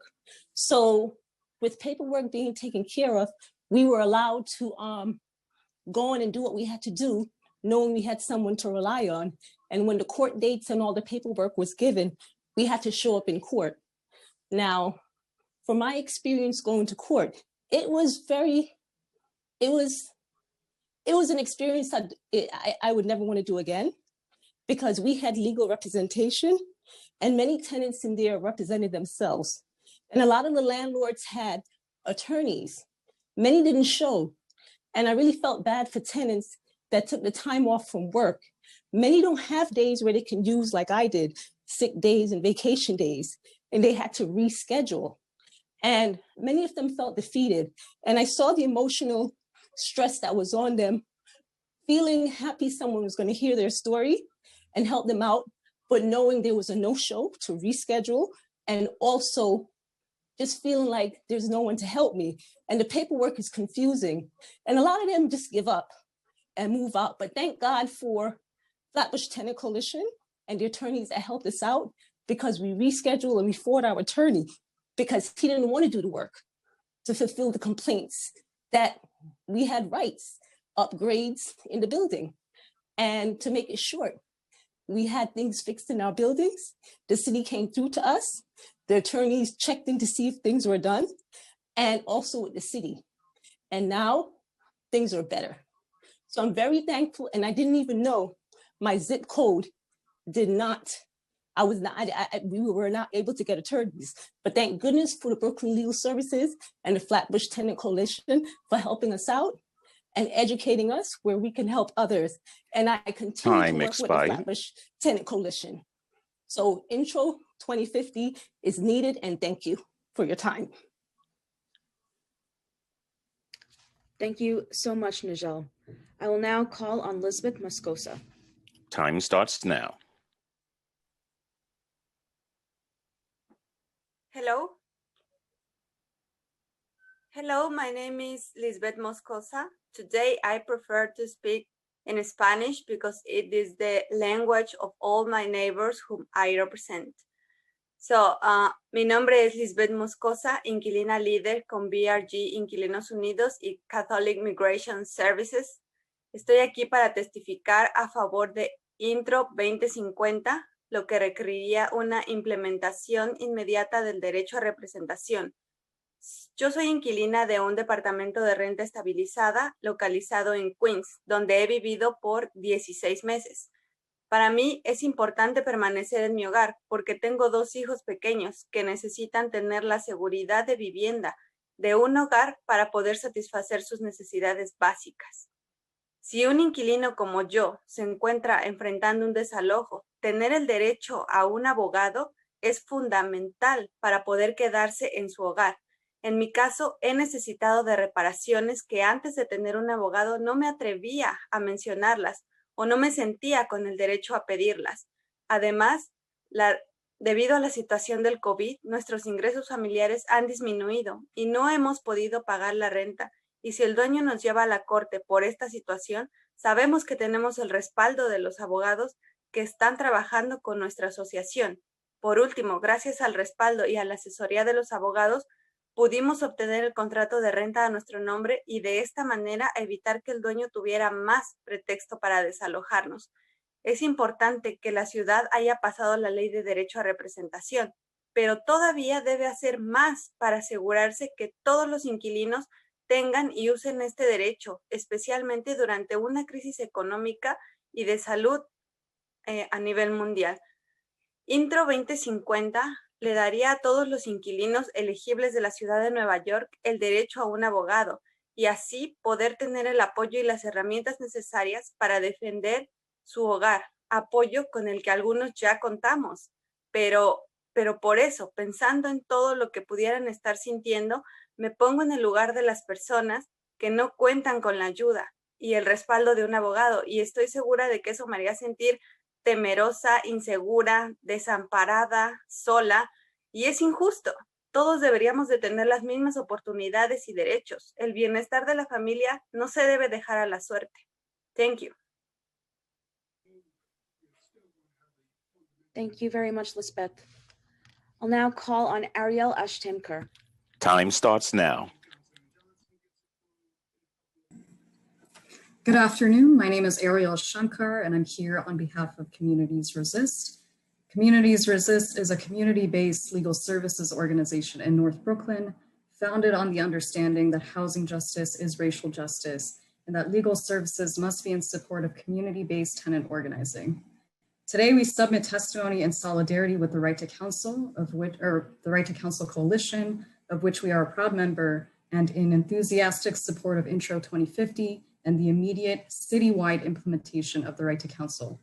Right to Counsel, or Local Law 136, has made it a right for income-eligible tenants facing eviction to have an attorney. Given the ongoing public health and economic crises due to COVID-19, the original phase-in plan under Local Law 136 is insufficient to meet the growing need across the city for the immediate implementation of the Right to Counsel. It is clear that the Right to Counsel has worked to prevent evictions in New York City. The Right to Counsel has increased tenants' access to legal representation in housing court. As mentioned, in 2013, only 1% of tenants in housing court across the city had legal representation. Today, that percentage is 38% because of the Right to Counsel. In addition, during the first 3 years of the Right to Counsel in New York City, 86% of tenants who had a Right to Counsel attorney won their case and stayed in their homes. Given the unprecedented number of eviction tenants across the city will soon face as the CDC and state moratoria expire, the need becomes even more urgent for the immediate implementation of the Right to Counsel across the city. Since the start of the COVID-19 pandemic, nearly 1.5 million New Yorkers have been left unable to pay rent, and many of the more than 200,000 cases currently paused by the existing moratoria will soon be allowed to move forward in a little over a month. Unless the city immediately implements the Right to Counsel, thousands of tenants across New York City will face eviction and possible homelessness. Now more than ever, New York City tenants need the Right to Counsel implemented citywide to ensure that they are able to remain in their homes and communities. We call upon the City Council to take immediate action to keep New Yorkers in their homes. It makes sense to pass Intro 2050 and immediately implement the Right to Counsel across the city. First, Intro 2050 will save the city millions of dollars in shelter, healthcare, and other costs that would otherwise accrue when families are evicted. Second, without Intro 2050, there is no permanent guarantee that tenants facing evictions, regardless of their zip code, can access an attorney. Third, the current pause on eviction cases does not extend to nuisance cases. Since these cases are able to move forward more quickly, it is even more crucial for tenants facing evictions in a nuisance case to have the Right to Counsel. Lastly, the Right to Counsel helps preserve the city's affordable housing stock by keeping long-term rent-stabilized tenants in their homes. Time expired. For these and other reasons, we believe the Right to Counsel should be immediately implemented across the city. Thank you. Thank you for your testimony, Ariel. I'm now going to call on our next panel. The next panel in the following order will be Josefa Silva, Eric Lee, and Gajtana Simonovsky. Over to Josefa.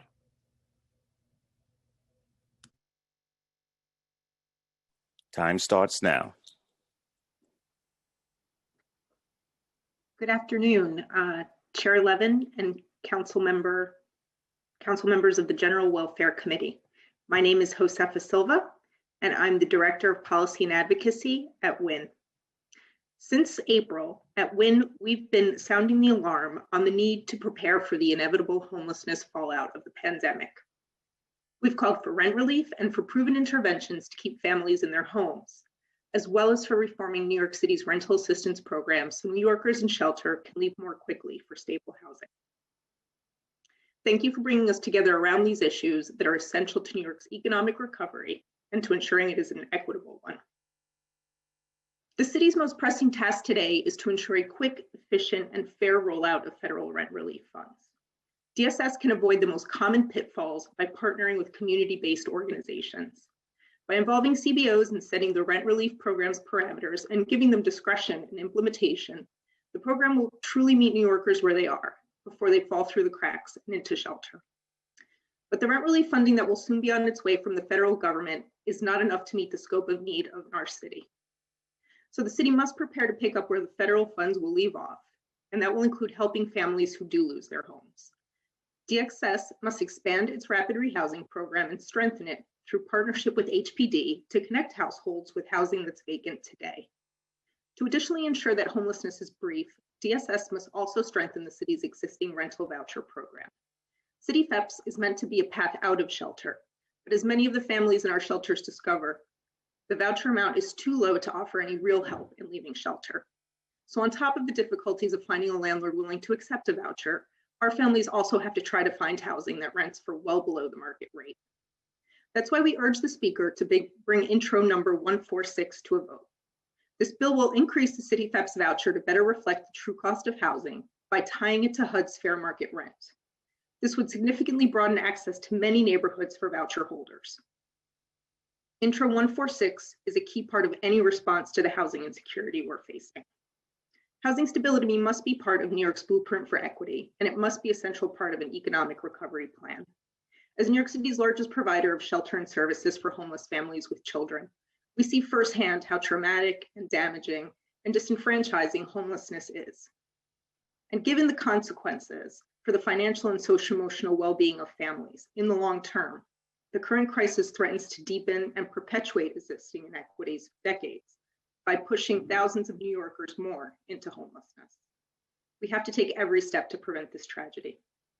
Thank you for your time and for your consideration today.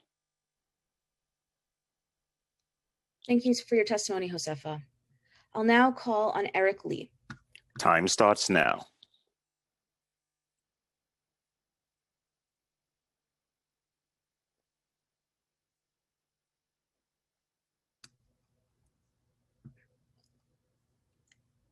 Eric, I believe you are muted at this time.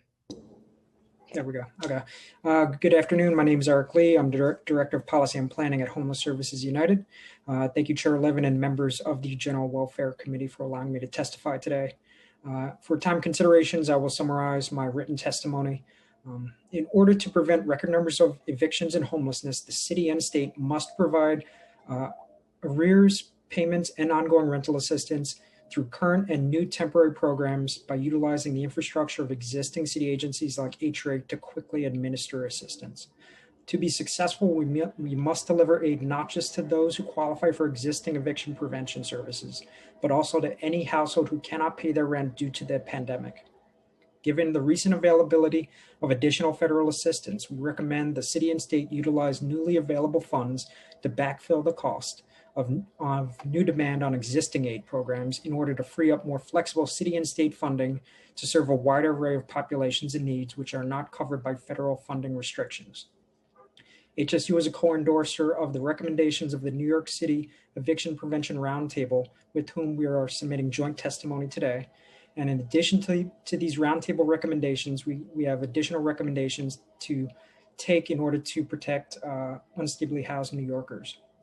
The city must provide rental assistance arrears payments either through one-shot deals or a new pandemic-specific one-time grant for any tenants unable to pay their rent due to the pandemic, regardless of future ability to pay or immigration status. HRA should waive repayment requirements for one-shot deals, and any federal rent relief allocated to one-shot deals or other one-time grants should not have a recoupment requirement. To ensure households do not fall back into arrears, the city should expand eligibility of city FEPS in community to additional vulnerable populations, increase rent amount levels through the adoption of Intro 146, and remove burdensome requirements like requiring a housing court stipulation. HRA should create a temporary rental assistance voucher which can pay up to 1 year's rent for any New Yorkers unable to pay rent due to the pandemic and are found ineligible for FEPS or city FEPS, including immigrant families and individuals regardless of their status or lack future ability to pay rent. Used in combination with existing rental assistance programs, this would ensure that the majority of tenants remain stably housed. Efficient and timely administration of new and expanded eviction prevention resources must be a top priority. HRA can utilize its existing infrastructure to administer any new rental assistance and one-time grants processing requests on the back end while providing a no wrong door approach for application process on the front end. Likewise, as demand increases, eviction prevention providers must also be adequately resourced to be able to provide assistance in a timely manner, including funding to hire additional home-based Time expired. locations serving the highest eviction rates and more funding to expand access to rehousing services in the community. We also recommend the adoption of Intro 1020 to create a FEPS reporting and also to address the digital divide raised by Chair Levin. HRA staff should be located in in-person locations like food banks and COVID testing and vaccination sites to assist people in person. Thank you for the opportunity to testify. Thank you for your testimony, Eric. I'll now call on Geshtana Simonovsky. The time will begin now. Thank you for this opportunity to testify in favor of the eviction moratorium. Much thanks to the committee chair, Steve Levin, for having this hearing on a very important issue. Thank you, Steve. My name is Gaetana Simonovsky, and I'm the director of the Income Support Services Unit at Community Service Society of New York. CSS is a nonprofit organization that addresses some of the most urgent problems facing low-income New Yorkers, including the city's housing crisis. New York City was already facing an affordable housing crisis when COVID-19 hit last March. Since then, the numbers of households seeking assistance with rental arrears from CSS, funded by the City Council, more than doubled. There are many low-income New Yorkers who were barely making ends meet. When COVID-19 hit, many low-income households lost some or all their income due to businesses closing or when single parents had to quit their long-term jobs to care for their children. In addition, there are new requests coming from households that would, under normal circumstances, be considered middle income, but who fell into arrears when their incomes dwindled during the pandemic. As a case in point, Mr. M waited months to receive unemployment when the pandemic hit, and he had lost his job at a luxury brand store in Manhattan. He turned 65 last August and did not want to start getting his retirement benefits early, as it would not be enough for him to live on. He said that a year ago, he was on the brink of suicide. He said, "I was ready to jump. And now with COVID-19, he says, things are bad again. What else bad could happen? What's the next thing?" So we're finding that a lot of people are contacting us for help with rent. They're at their wits' end. They're terrified, as anyone would be, of being evicted from their homes. We were able to help Mr. M with his arrears, bringing him to a zero balance, and he is now paying his rent, moving forward with his unemployment while he's looking for work. As eviction cases begin to run their course within the court's chambers, New York does not have an adequate plan for addressing the long-term economic impact on tenants. Given the tremendous need for assistance with rental arrears, we are asking that the City Council reinstate the 15% cuts to the Homelessness Prevention Fund initiative. With your generous help, CSS is working hard to ensure that individuals and families stay in their homes before the eviction moratorium ends. New York City must also take stronger action to protect extremely low-income New Yorkers from permanent homelessness and evictions, including strengthening housing voucher programs. For example, City FEPS is the best hope for many New Yorkers seeking to escape homelessness, but it often provides elusive hope because the voucher pays hundreds of dollars less than market rent. The City Council's proposal, Intro 146, would raise the maximum rent for the voucher to fair market rent, the same standard used for Section 8 and other housing subsidy programs. We urge the Council to pass this legislation to unlock housing opportunity and choice for extremely low-income New Yorkers and to ensure that New York City's housing tools are working effectively for our residents as the city recovers from COVID-19. Thank you again for this opportunity to testify and offer our recommendations. Thank you so much. Thank you to this panel for your testimony. I am now going to call up our next panel. In the following order, testifying will be George Sotiroff, Rosanna Cruz, and Jenny Laurie. Over to George Sotiroff. Your time will begin now. Chairman Levin and ladies and gentlemen, my name is George Sotiroff. I live at 901 Walton Avenue in the Bronx, and I am a rent stabilized tenant. President Biden said in his inaugural address that sometimes we need a hand, and sometimes we are called upon to lend a hand. President Biden has a vision for an interdependent America where people can rise up and succeed because of each other's help. Now we need to work together on the continuing problem of attacks on safe, affordable housing, attacks that have been both exposed and exacerbated by COVID-19. The success of Right to Counsel is unquestioned. Now it has to be expanded. Intro 2050 is important to me because I am a senior who no longer has the youthful strength to go out into the world to seek my fortune and fame. Mr. Dressler has reminded us that the legal landscape can turn on a dime. I don't know if and when circumstances will compel me to rely on RTC to save my abode. Unless I win the gazillion-dollar lottery, the resources I have now are what I will have to sustain me until the time that the good Lord calls me home. The city can and should do more to stay evictions. This not only is a moral obligation, but is also wise fiscal policy. Evictions result in homelessness. Homelessness results in higher rates of exorbitant shelter costs for the city, as well as poorer health conditions for those victimized by homelessness. Degraded health conditions of the general populace eventually threaten even the well-to-do. Note bene, earlier this year, the coronavirus ran rampant in the White House, infecting the president himself to the point of hospitalization. Effects of this pandemic will have lifetime consequences. So, to preempt as many threats as possible, I urge City Council to pass Intro 2050 right now so that more can avail themselves of an effective legal tool to protect their homes. Thank you for this opportunity to testify. Thank you, George. Thank you for your testimony, George. I'll now call on Rosanna Cruz. Time will begin now.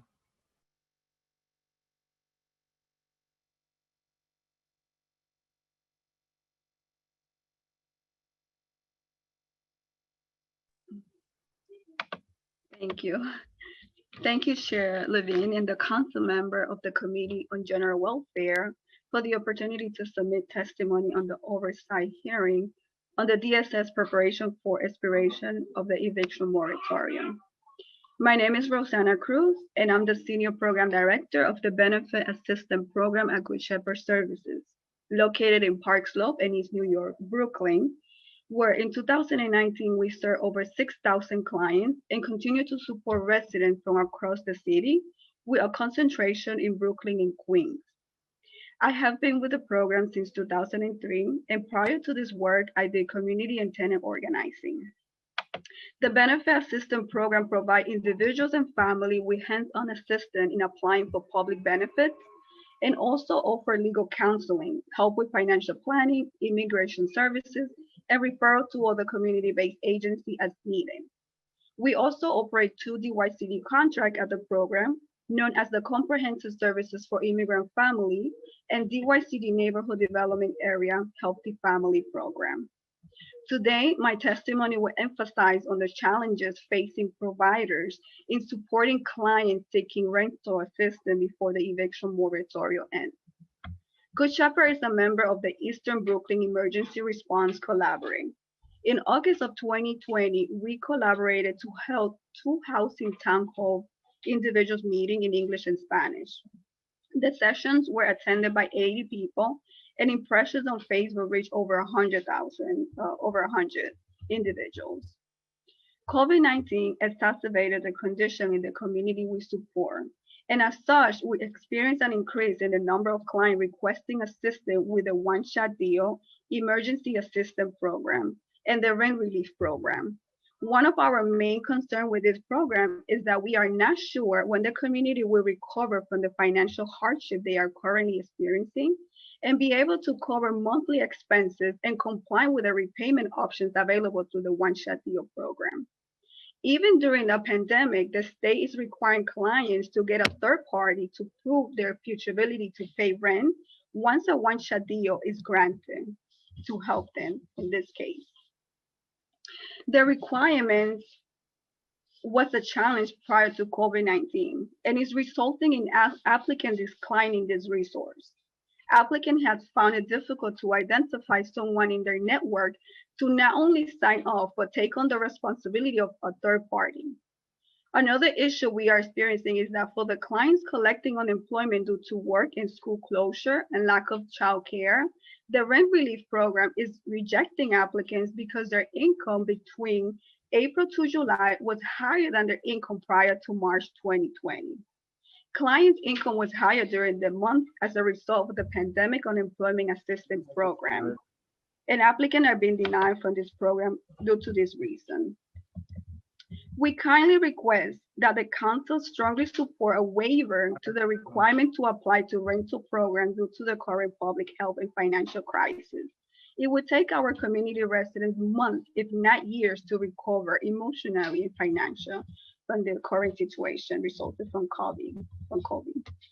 The council should expect residents from across the city to end up in housing court for non-payment cases, which may lead to eviction if the requirements for the existing programs do not change.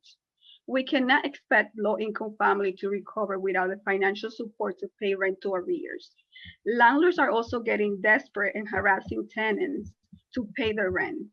In these cases, we are helping families connect to legal assistance to not only understand their rights as a tenant, but also support them if they have been served court documents by the landlords. The city and the state must look to support programs that allow providers to create more mediation with family and more accessibility. Some of these programs currently have many requirements. For the one-shot deal emergency assistance program, HRA should waive the third-party agreement requirement during the pandemic. As for the rent relief program, the state should only consider the income of the individual prior to the pandemic and not the pandemic unemployment assistance income. The pandemic unassisted income is affecting family ability to get public assistance and disqualifying them from critical programs like CityFed. We need to count for the income of residents prior to COVID-19. Thank you for the opportunity to submit our testimony. I'm happy to answer any questions. Thank you very much. Thank you so much for that. I'll now call on Jenny Laurie for testimony. Time will begin now. Thanks very much. Thank you to Chair Levin and to the City Council for examining this really important issue. My name is Jenny Laurie, and I'm the Executive Director of Housing Court Answers. We have been operating a hotline since the beginning of the pandemic, shutdown, thanks in large part to City Council funding. We've been matching tenants facing eviction with attorneys in the right to counsel practice area, as well as assisting those with emergency housing conditions and illegal lockouts. Since October 1st, we've been taking as many as 200 calls a day as more and more tenants learned that the blanket moratorium expired.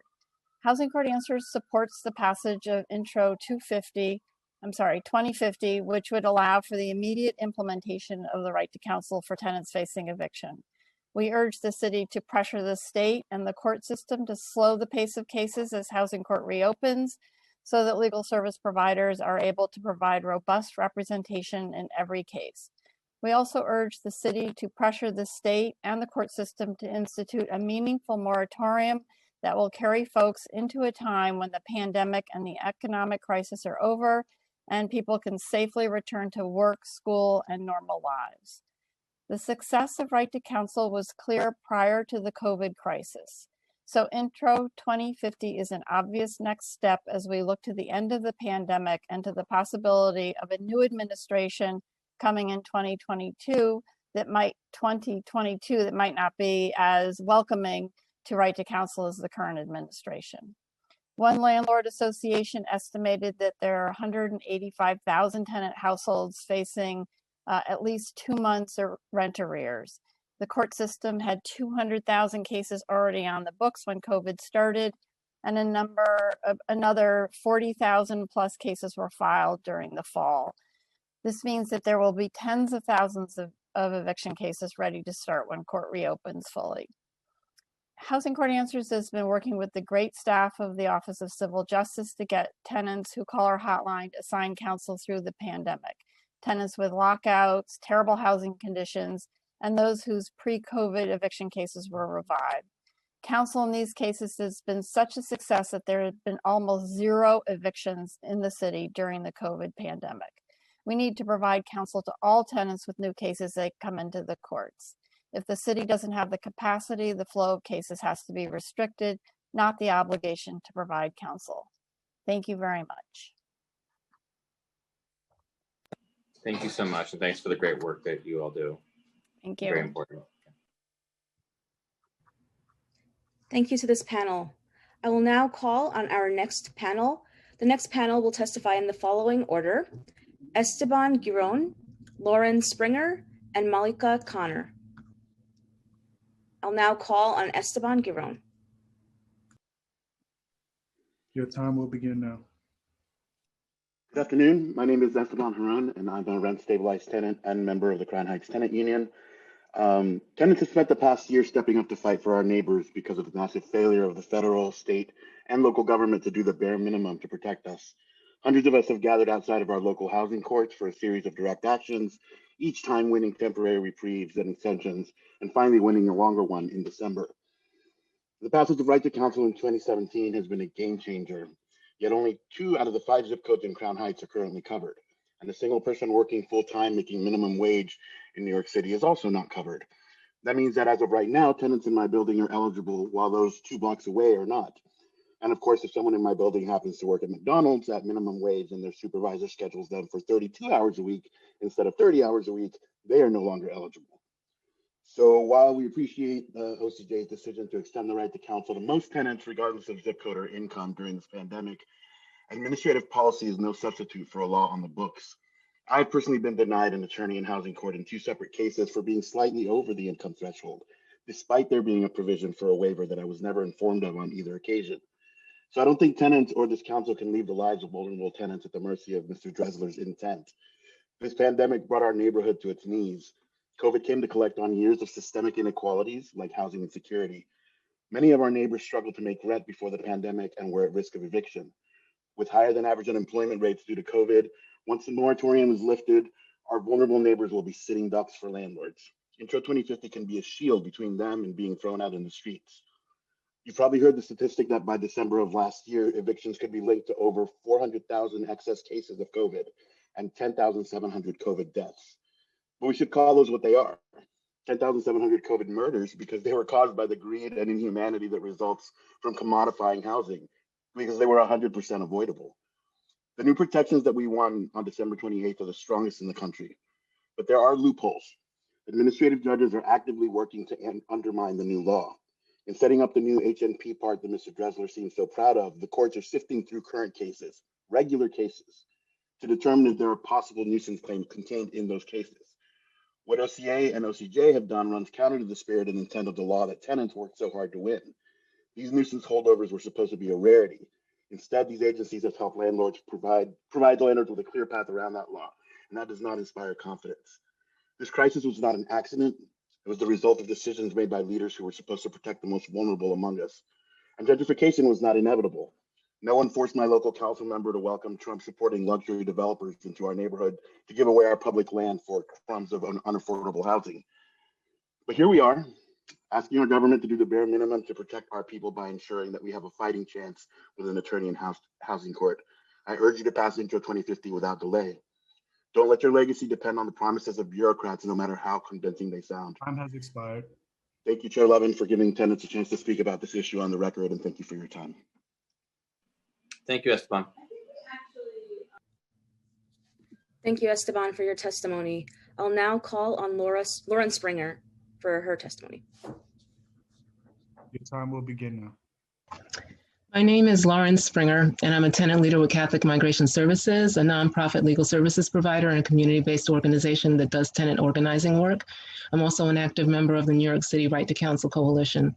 I strongly urge the City Council to pass Intro 2050, amending Local Law 136 to eliminate the 5-year phase-in period and immediately guarantee the right to counsel to all eligible tenants. The hardships of 2020 clearly showed us how important it is to have a universal right to counsel in place right now. The COVID-19 health crisis has exposed the depth of the city and state housing crisis the importance of housing the homeless, and the critical need to protect those currently housed. In the midst of this pandemic, there is an urgent need to prevent eviction as it places individuals, families, and communities at higher risk of illness, disability, and death. The current state and federal eviction protections are inadequate, and because of loopholes and confusing and complex legal mandates, they have not prevented all tenants from being sued by landlords and put at risk of losing their homes. Once these protections expire, even more tenants will be facing the threat of eviction. No tenant should have to face the possibility of an eviction without a lawyer fighting on their behalf. Before the pandemic, housing court was already difficult to maneuver. Now it is even more complicated with all the new intricate rules, executive orders, and health guidelines that need to be followed. Pre-COVID, there was a veto-proof majority in favor of expanding the RTC law. Prior to this pandemic, the City Council was on track to pass Intro 1104 and 1529, which would strengthen and expand the landmark RTC legislation. These bills garnered the support of more than 2/3 of the City Council membership. Moreover, the right to counsel law works. 3 years worth of data indicated that 86% of tenants with an RTC lawyer were able to remain in their homes. Therefore, we should have everyone's support, and passing Intro 2050 should be easy. OCJ testified that in practice during this pandemic, they have been assigning counsel without reference to zip codes. That change needs to be codified into law. By anchoring the phase-in to lawyer capacity rather than by neighborhood, Intro 2050 would require no additional city funding. In fact, the city, now facing a massive economic, public health, and homelessness crisis, would save in shelter, healthcare, and other costs accruing from evictions. In short, passing Intro 2050 would be a win-win situation for New York City and the tenants who make up the backbone of the city. The City Council must do everything in its power to take the necessary steps to protect tenants and pass Intro 2050. Thank you. Thank you very much, Ms. Springer. Thanks again, Lauren, for your testimony. Thank you. I will now call on Malika Connor. Your time will begin now.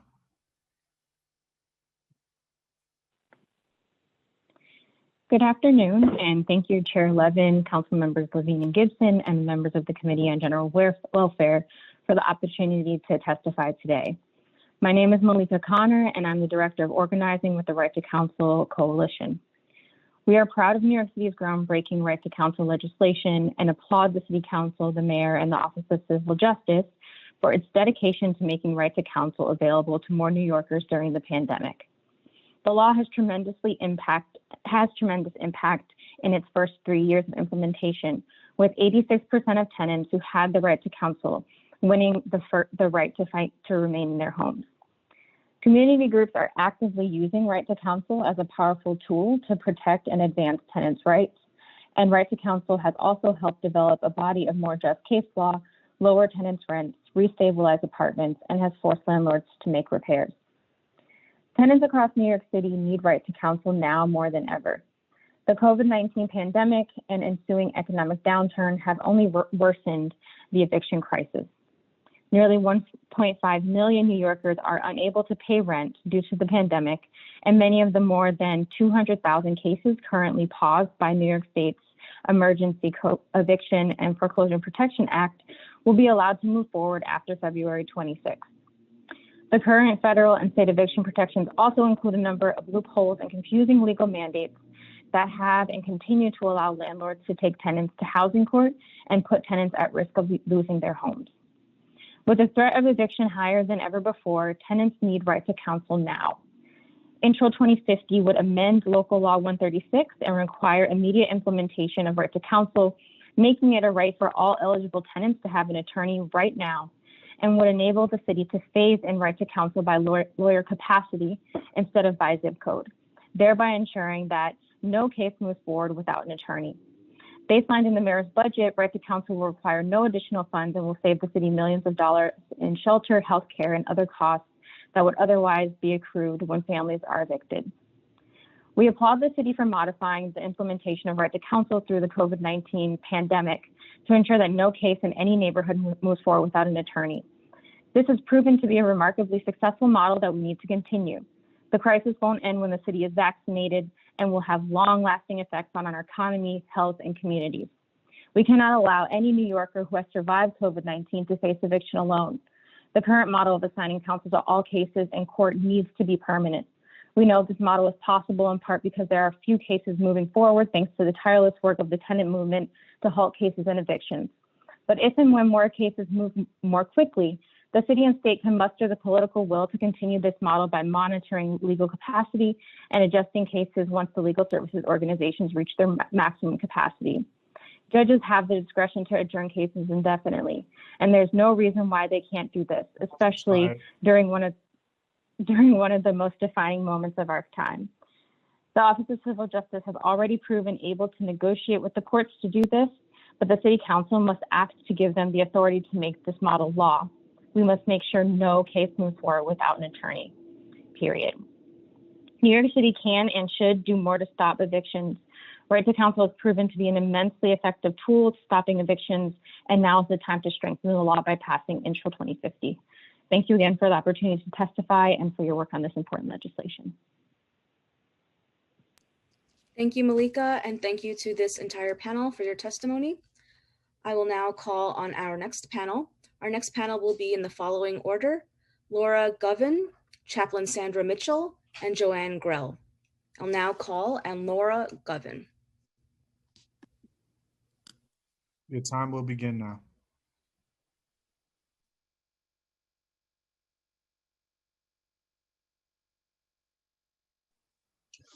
Hello, my name is Laura Govan. I'm here to testify in favor of the passing of Intro 250, which would require immediate implication of rights to counsel.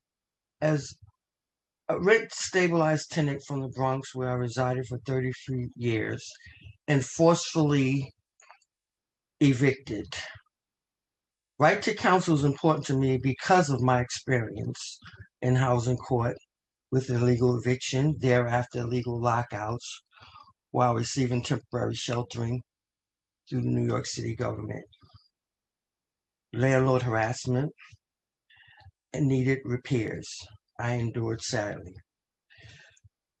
Tenants faced with forcibly being removed from their homes, having the right to a lawyer is key to being able to stay in their homes. Intro 2050 would make it a right for eligible tenants across the New York City to have an attorney. The city can and should do more to stop forceful evictions. No one should be homeless, fear of losing their homes, especially during a pandemic. I urge my city council to pass Intro 2050 right now, so more people have the right to counsel and use it to defend their homes. Thank you. Thank you very much, Laura, for your testimony. I will now call on Chaplain Sandra Mitchell. Your time will Good begin. afternoon.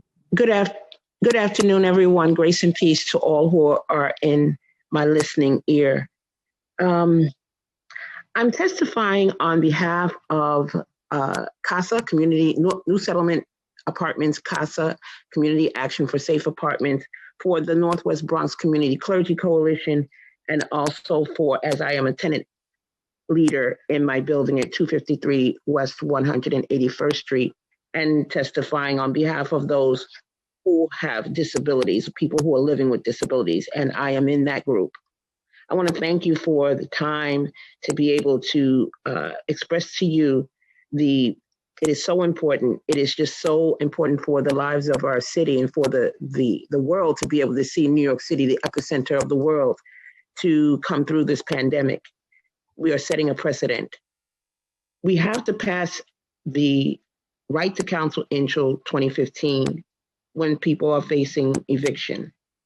We have to show that we are humane and make sure that no one gets evicted, no one goes into court alone. If a person is suspected of committing a crime, they have a right to an attorney.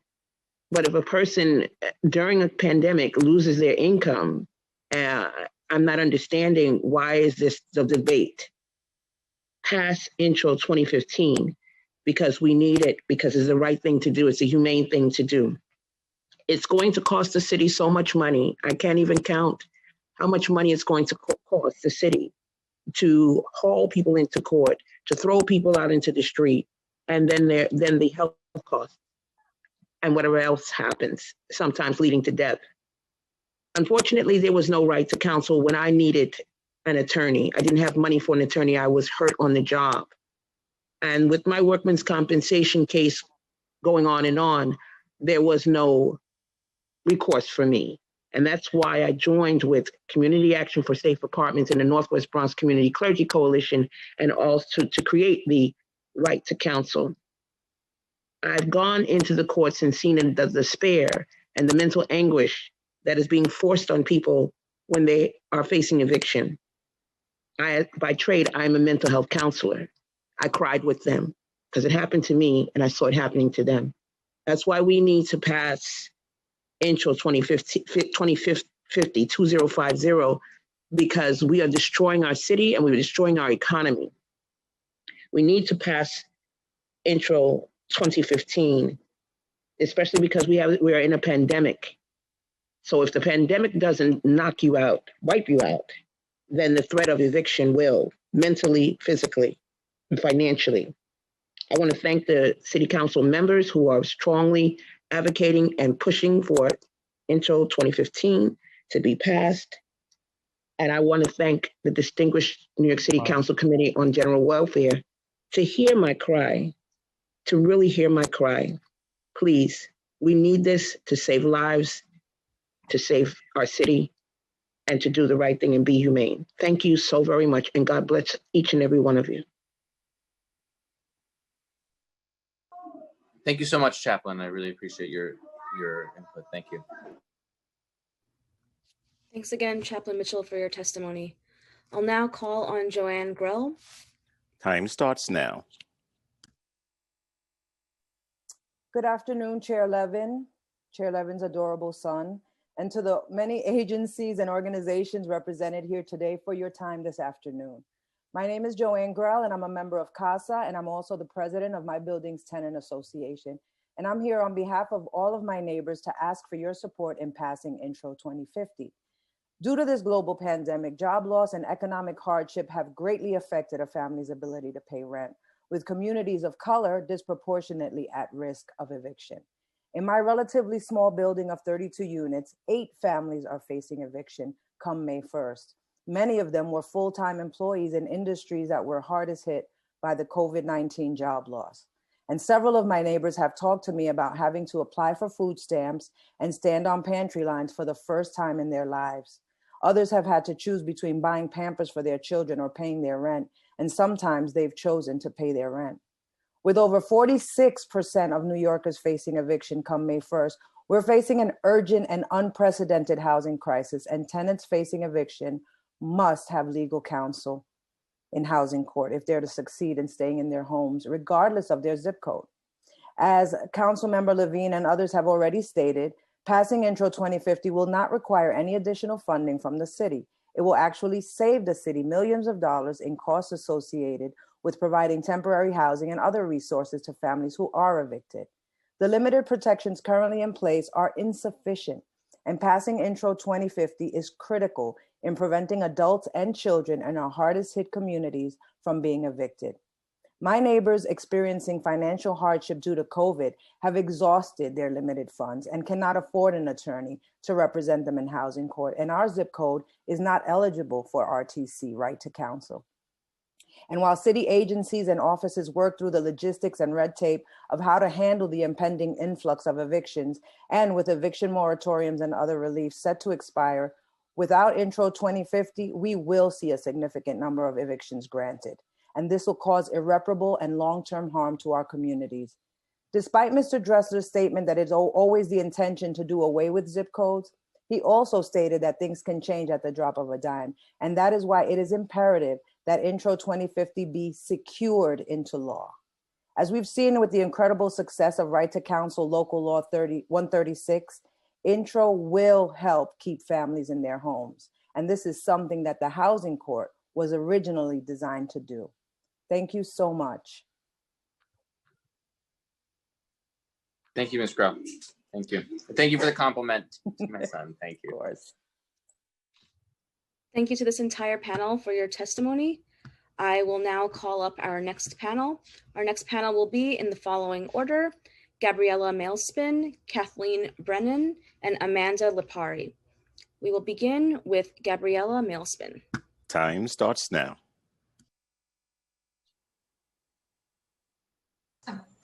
Hello? Sorry, can you hear me? We can hear you. Great, thank you. Sorry.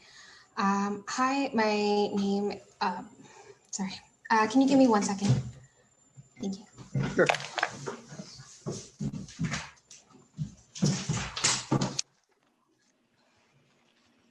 Hi, my name is Gabriella Mailspin. I'm a paralegal. I'm a housing paralegal with New York Legal Assistance Group, and I, along with my supervisor, Kathleen Brennan, will be testifying today.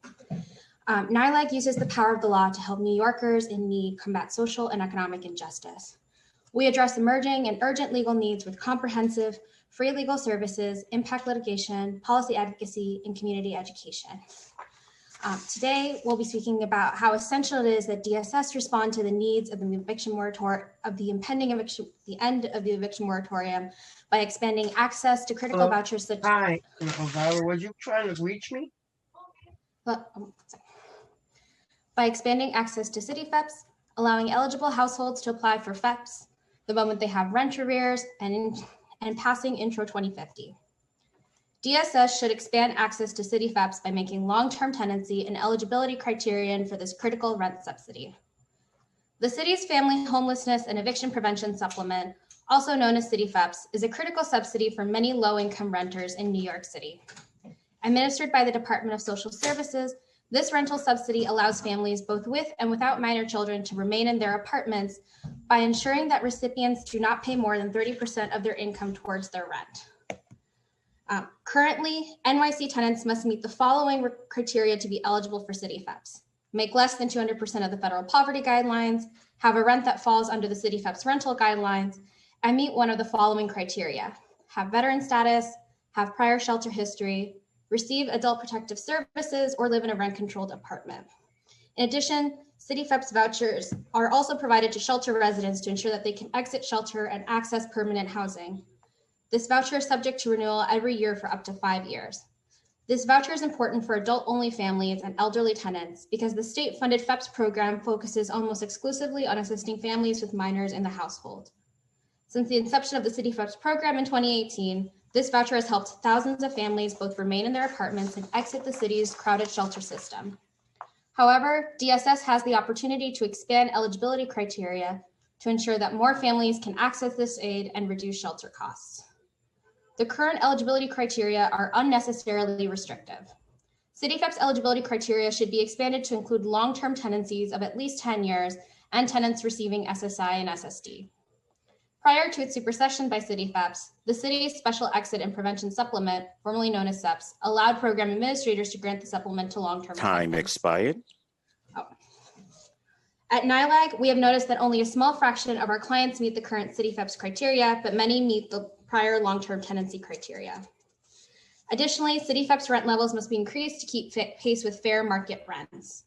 Do I have a minute to finish Yes. my? Thank Go you so ahead. much. Yeah, no problem. Current City FEPs rent limits are much lower than fair market value. For example, in order for a family of one to qualify for a City FEPs voucher, their rent must not be greater than $1,265 per month.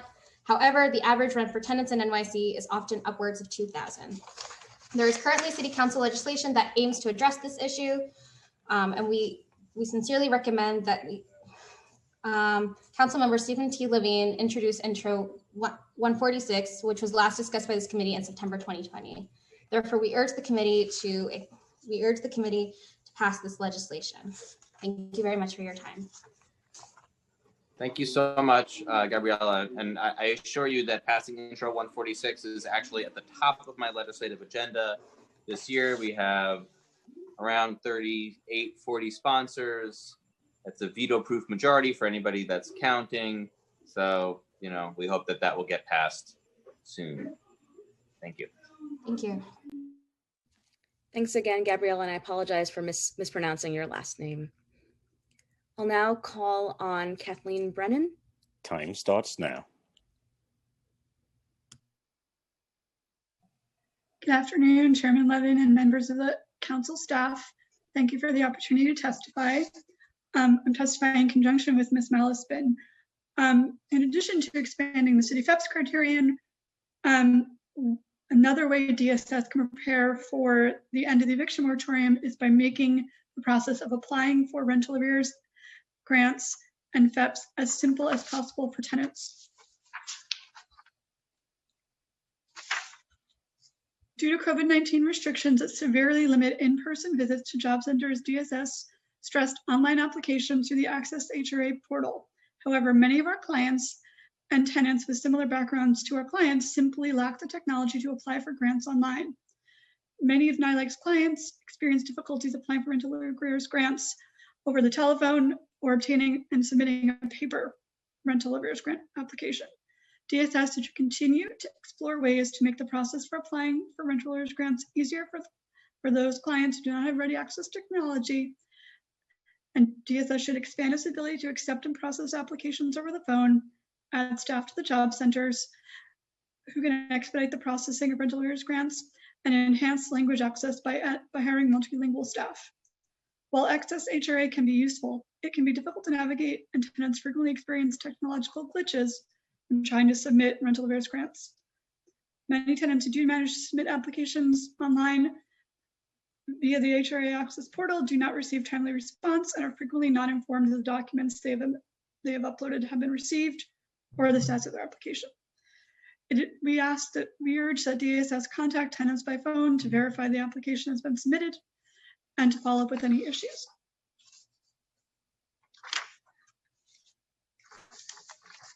As NILAG's tenants are doing it, we've seen the positive impact of the city's Right to Counsel program, and we urge its continued expansion. Thank you. Thank you, Kathleen. Thank you. I'll now call on Amanda Lipari. Time starts now.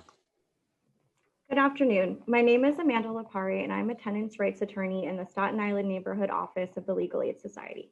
I'm also a member of the Association of Legal Aid Attorneys, Local 2325 of the United Auto Workers, and a member of the Right to Counsel Working Group within the union. I testify today on behalf of ALAA to urge the City Council to pass Intro 2050, which would expedite the Right to Counsel rollout by mandating that all eligible tenants sued in housing court receive legal representation. The Right to Counsel program is an unequivocal success. Since its implementation, 86% of tenants who receive representation remain in their homes. Tenant representation is essential to combat the state-sanctioned violence of evictions. Evictions are devastating at all times, but the COVID-19 pandemic has compounded their effects. Evictions are now a death sentence that more than 1.5 million New Yorkers face. Failure to fully implement Right to Counsel will lead to increased evictions, which result in displacement, educational disruption for children, and increased risk of contracting coronavirus, either by doubling up with friends or family or entering city shelter systems. Full implementation of Right to Counsel cannot wait another year. Now is the time to guarantee all tenants who are eligible can receive representation and remain housed. COVID-19 has exacerbated the material conditions that cause evictions. There are still no adequate solutions to our housing crisis. While the state established a somewhat robust statute intended to protect tenants and the federal government established limited protections for tenants through the CDC, these piecemeal laws are complicated. They do not provide blanket protection from eviction and contain many loopholes that are easily exploited by landlords. It is imperative that tenants have access to counsel who can both explain the current protections and litigate on their behalf to ensure these laws are fully and fairly implemented. Our city government must step up where it can and work to ensure the tools provided by the state and federal government do not languish. The city also has an independent responsibility. The city must increase its flexibility in awarding rental arrears grants. Tenants are coming to our office with over $20,000 in arrears. While this was previously the exception, it is now the norm. HRA's response must meet this moment.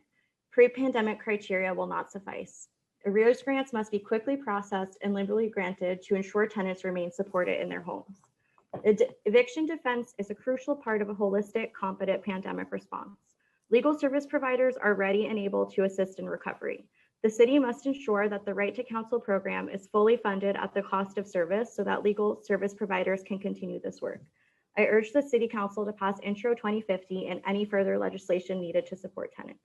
Thank you for your time. Thank you so much. Thank you, Amanda.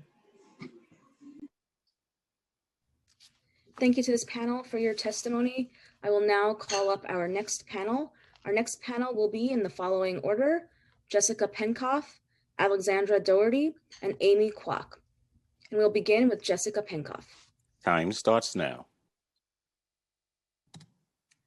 Hi, everyone. My name is Jess Penkoff, and I'm a staff attorney for Housing Rights and Special Populations at Volunteers of Legal Service, also known as VOLS.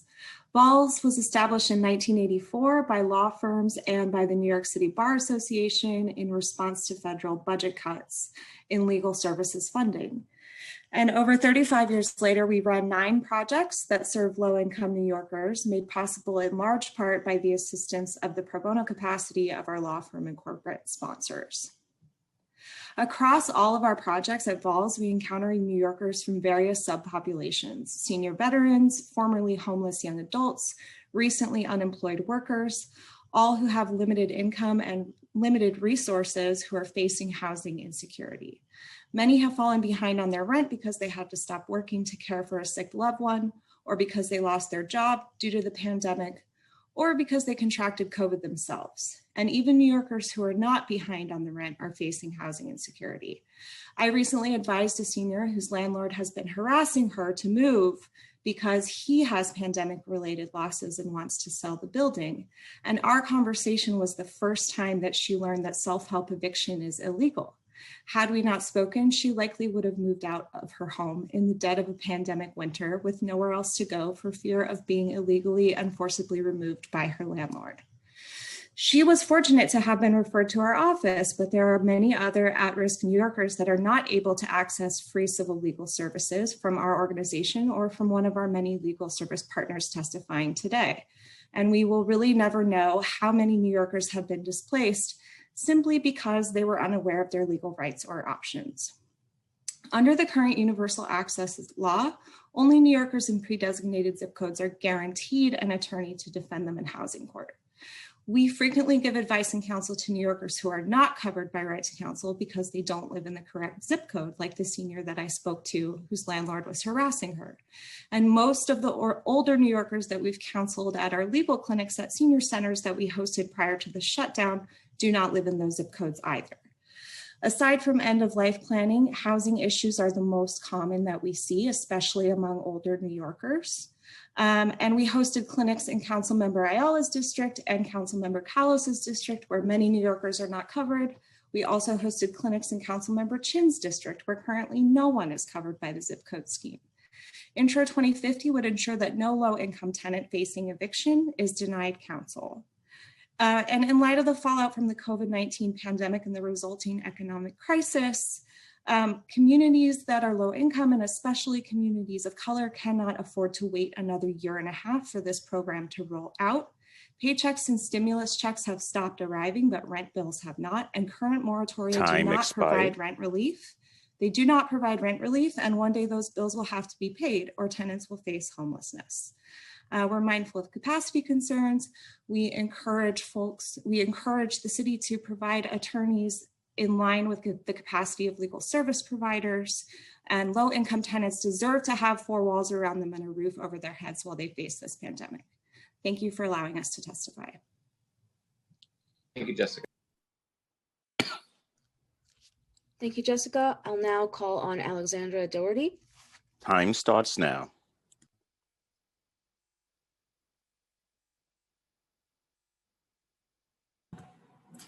Hi, my name is Alexandra Doherty. I'm a senior staff attorney and policy counsel of the civil justice practice at Brooklyn Defender Services. I'd like to thank the Committee General Welfare and Chair Levin for inviting us to testify today. And I'm here to express our support for the expansion of right to counsel for New York City tenants, as well as the immediate expansion of the city's existing voucher and rental assistance programs.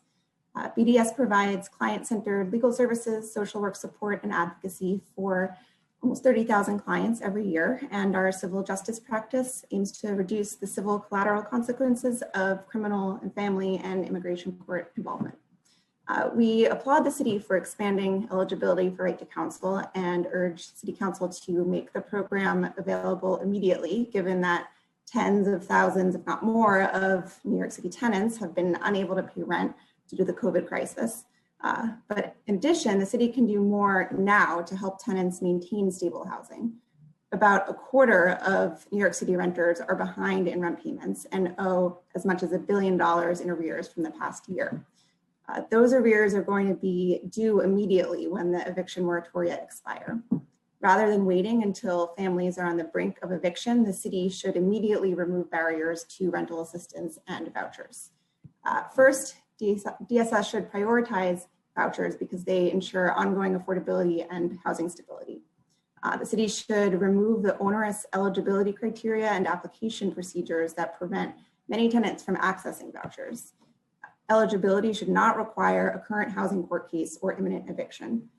DSS should also expand the number of providers authorized to screen tenants and complete applications so that more tenants can access vouchers and pay their arrears prior to the moratoria expiring.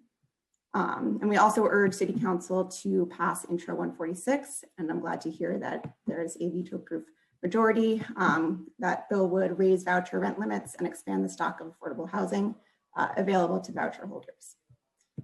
Second, while we applaud HRA's efforts to facilitate applications during the pandemic, there are still serious barriers that are preventing our clients from accessing benefits and public assistance. HRA's remote application process is made insurmountable by changing deadlines and confusing rules. Applications are routinely denied because many of our clients, like other homeless and low-income applicants, lack consistent internet access, or they miss the single interview call that comes from a blocked number. These applications should be made fully available by phone, and the whole process should be more flexible to ensure that all New Yorkers in need can get assistance. HRA should not require that tenants prove future ability to pay rent to get approved for a one-shot deal, especially now during the ongoing pandemic. Time expired. Can't meet that burden while facing illness, unemployment, and other uncertainty. So again, I thank the chair and the committee, and I'll direct you to my written testimony for more detailed comments. Thanks. Thank you so much, Alexandra. I'll now call on our next witness, Amy Kwok. Time starts now. Good afternoon. I'm Amy Kwok, staff attorney in the Civil Defense Practice at Neighborhood Defender Service of Harlem. NDS is a community-based holistic public defender office that provides high-quality legal services to residents of Northern Manhattan. NDS is a member of the Right to Counsel Coalition and serves the community through the Right to Counsel program. Thanks to the efforts of tenants, organizers, and community leaders, New York City has been at the forefront of guaranteeing tenants legal representation in housing court, and the Right to Counsel law has been an undeniable success. The empirical evidence is clear. Tenants represented by an attorney are significantly more likely to remain in their homes.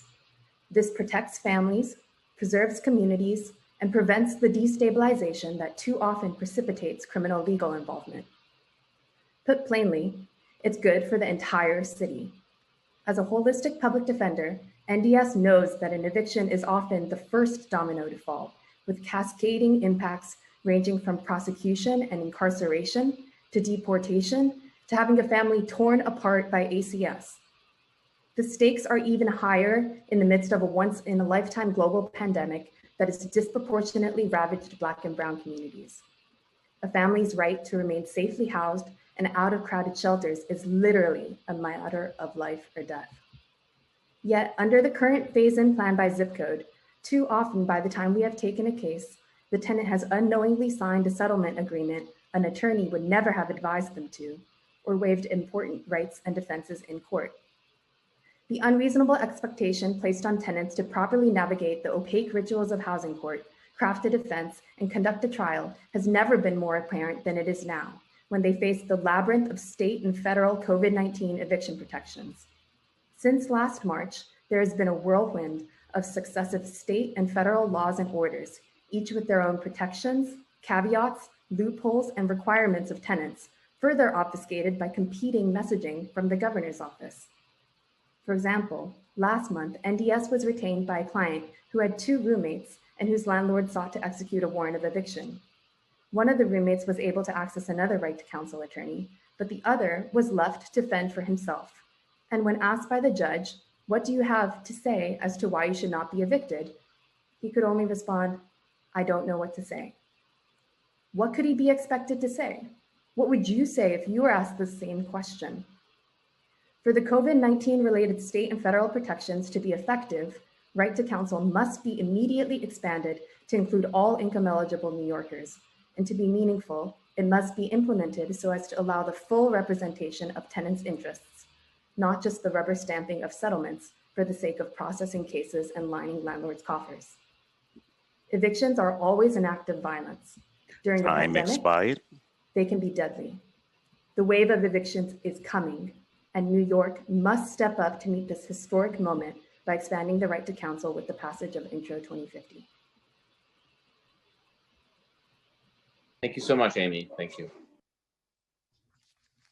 Thank you to this entire panel for your testimony. I will now call up our next panel. Our next panel will be in the following order: Tawaki Komatsu and Spencer Hanvik. Over to Tawaki. Time starts now. Hi, can you hear me? Can you hear me? Yes, we can hear you. So earlier today, you had people from HRA testifying. You had Jordan Dressler. You had, I think, Aaron Drinkwater. There was some mention of OTDA, the New York State Office of Temporary and Disability Assistance. For roughly, 3 years, I've been in litigation against HRA. I've talked to Stephen Banks face-to-face repeatedly, recorded him on audio repeatedly. I've talked to Stephen Levin about that repeatedly. I recorded a conversation I had with Mr. Levin in the committee room in City Hall on, I think, August 13th of 2019 in regards to FOIL information, of the fact that HRA has not been providing me documents that I need in relation to housing litigation that this hearing today is about.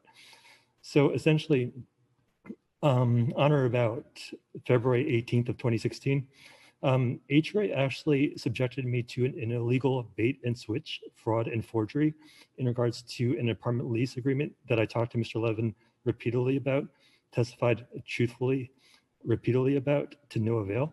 I have federal court litigation against the city of New York currently.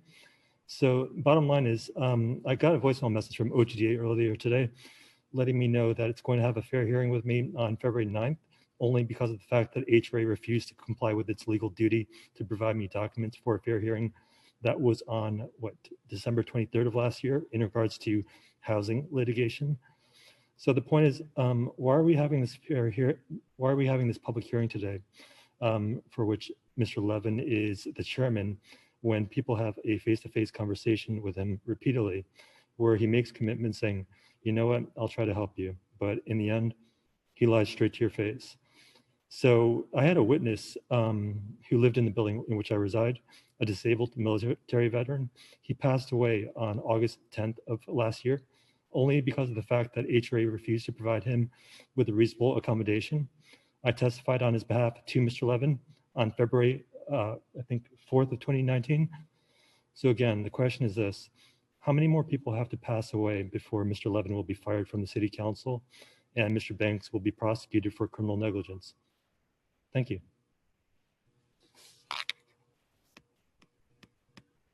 Thanks for your testimony, Tawaki. I'll now move on to Spencer Hanvik for testimony. Time starts now. Hi there, my name is Spencer Hanvik.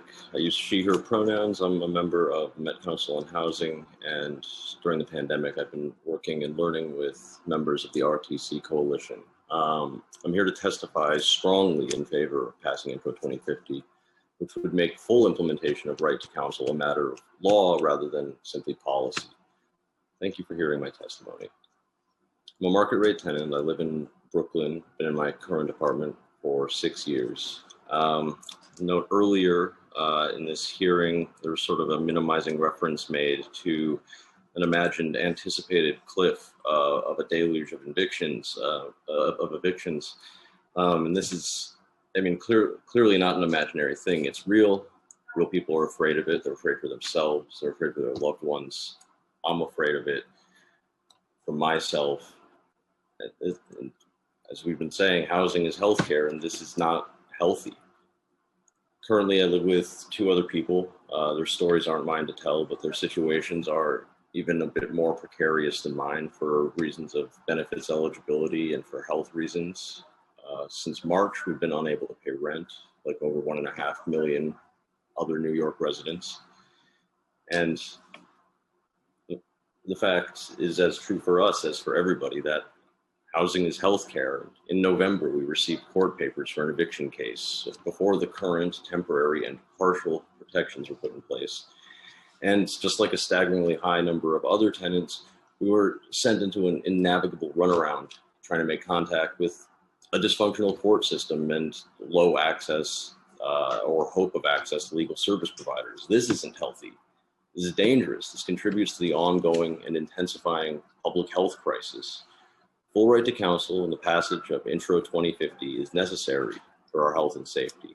In my home, we're going through this. I see friends and neighbors who are already struggling, already pushed beyond any reasonable basic capacity for stress by this looming reality of this eviction cliff of housing court and possible evictions with no guarantee of support. Housing court has always been a challenge to navigate. And with the pandemic, as so many have already said, it's only gotten worse. I know that it's always been, and even more so, is well beyond my abilities and well beyond anybody's abilities to manage this on their own. Tenants need support, and Intro 2050 is a necessary part of that support. If housing is healthcare, which it is, the right to counsel in housing court is part of any serious healthcare-oriented planning. Intro 2050 must be part of any serious housing effort, any serious public health effort. I appreciate, as we heard so much earlier, the court administrator's efforts to connect tenants with housing Time awareness. expired. And nonetheless, in spite of those efforts, speaking for myself and along with many others, I would feel more secure in my protections and in everyone's protections with the passage of Intro 2050 requiring in law immediate and full implementation of right to counsel. Evictions are deadly. The city can do more to stop evictions, and the city must do more to stop evictions. And Intro 2050 is a crucial minimum piece of this. I urge the city council, please pass Intro 2050. Thank you very much for your time.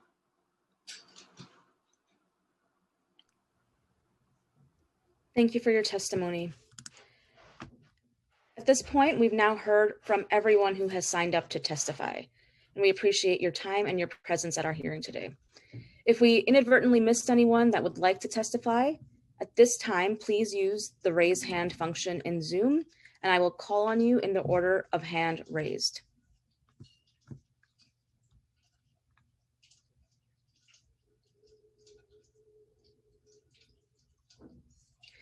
Seeing no one else, I would like to note that written testimony, which will be reviewed in full by committee staff, may be submitted to the record up to 72 hours after the close of this hearing. And you can submit that testimony by emailing it to testimony@council.nyc.gov. Chair Levin, at this time, we've concluded public testimony for this hearing.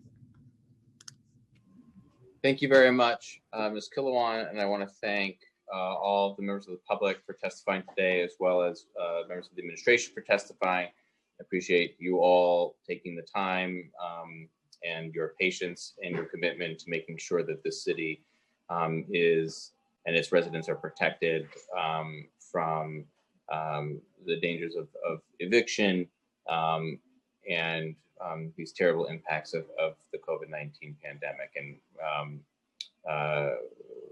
we all have a tremendous amount of work to do going forward to make sure that any program or process moving forward is done equitably around the city and is meeting the needs of New Yorkers that are most in need. And with that, at 3:34 p.m., this hearing is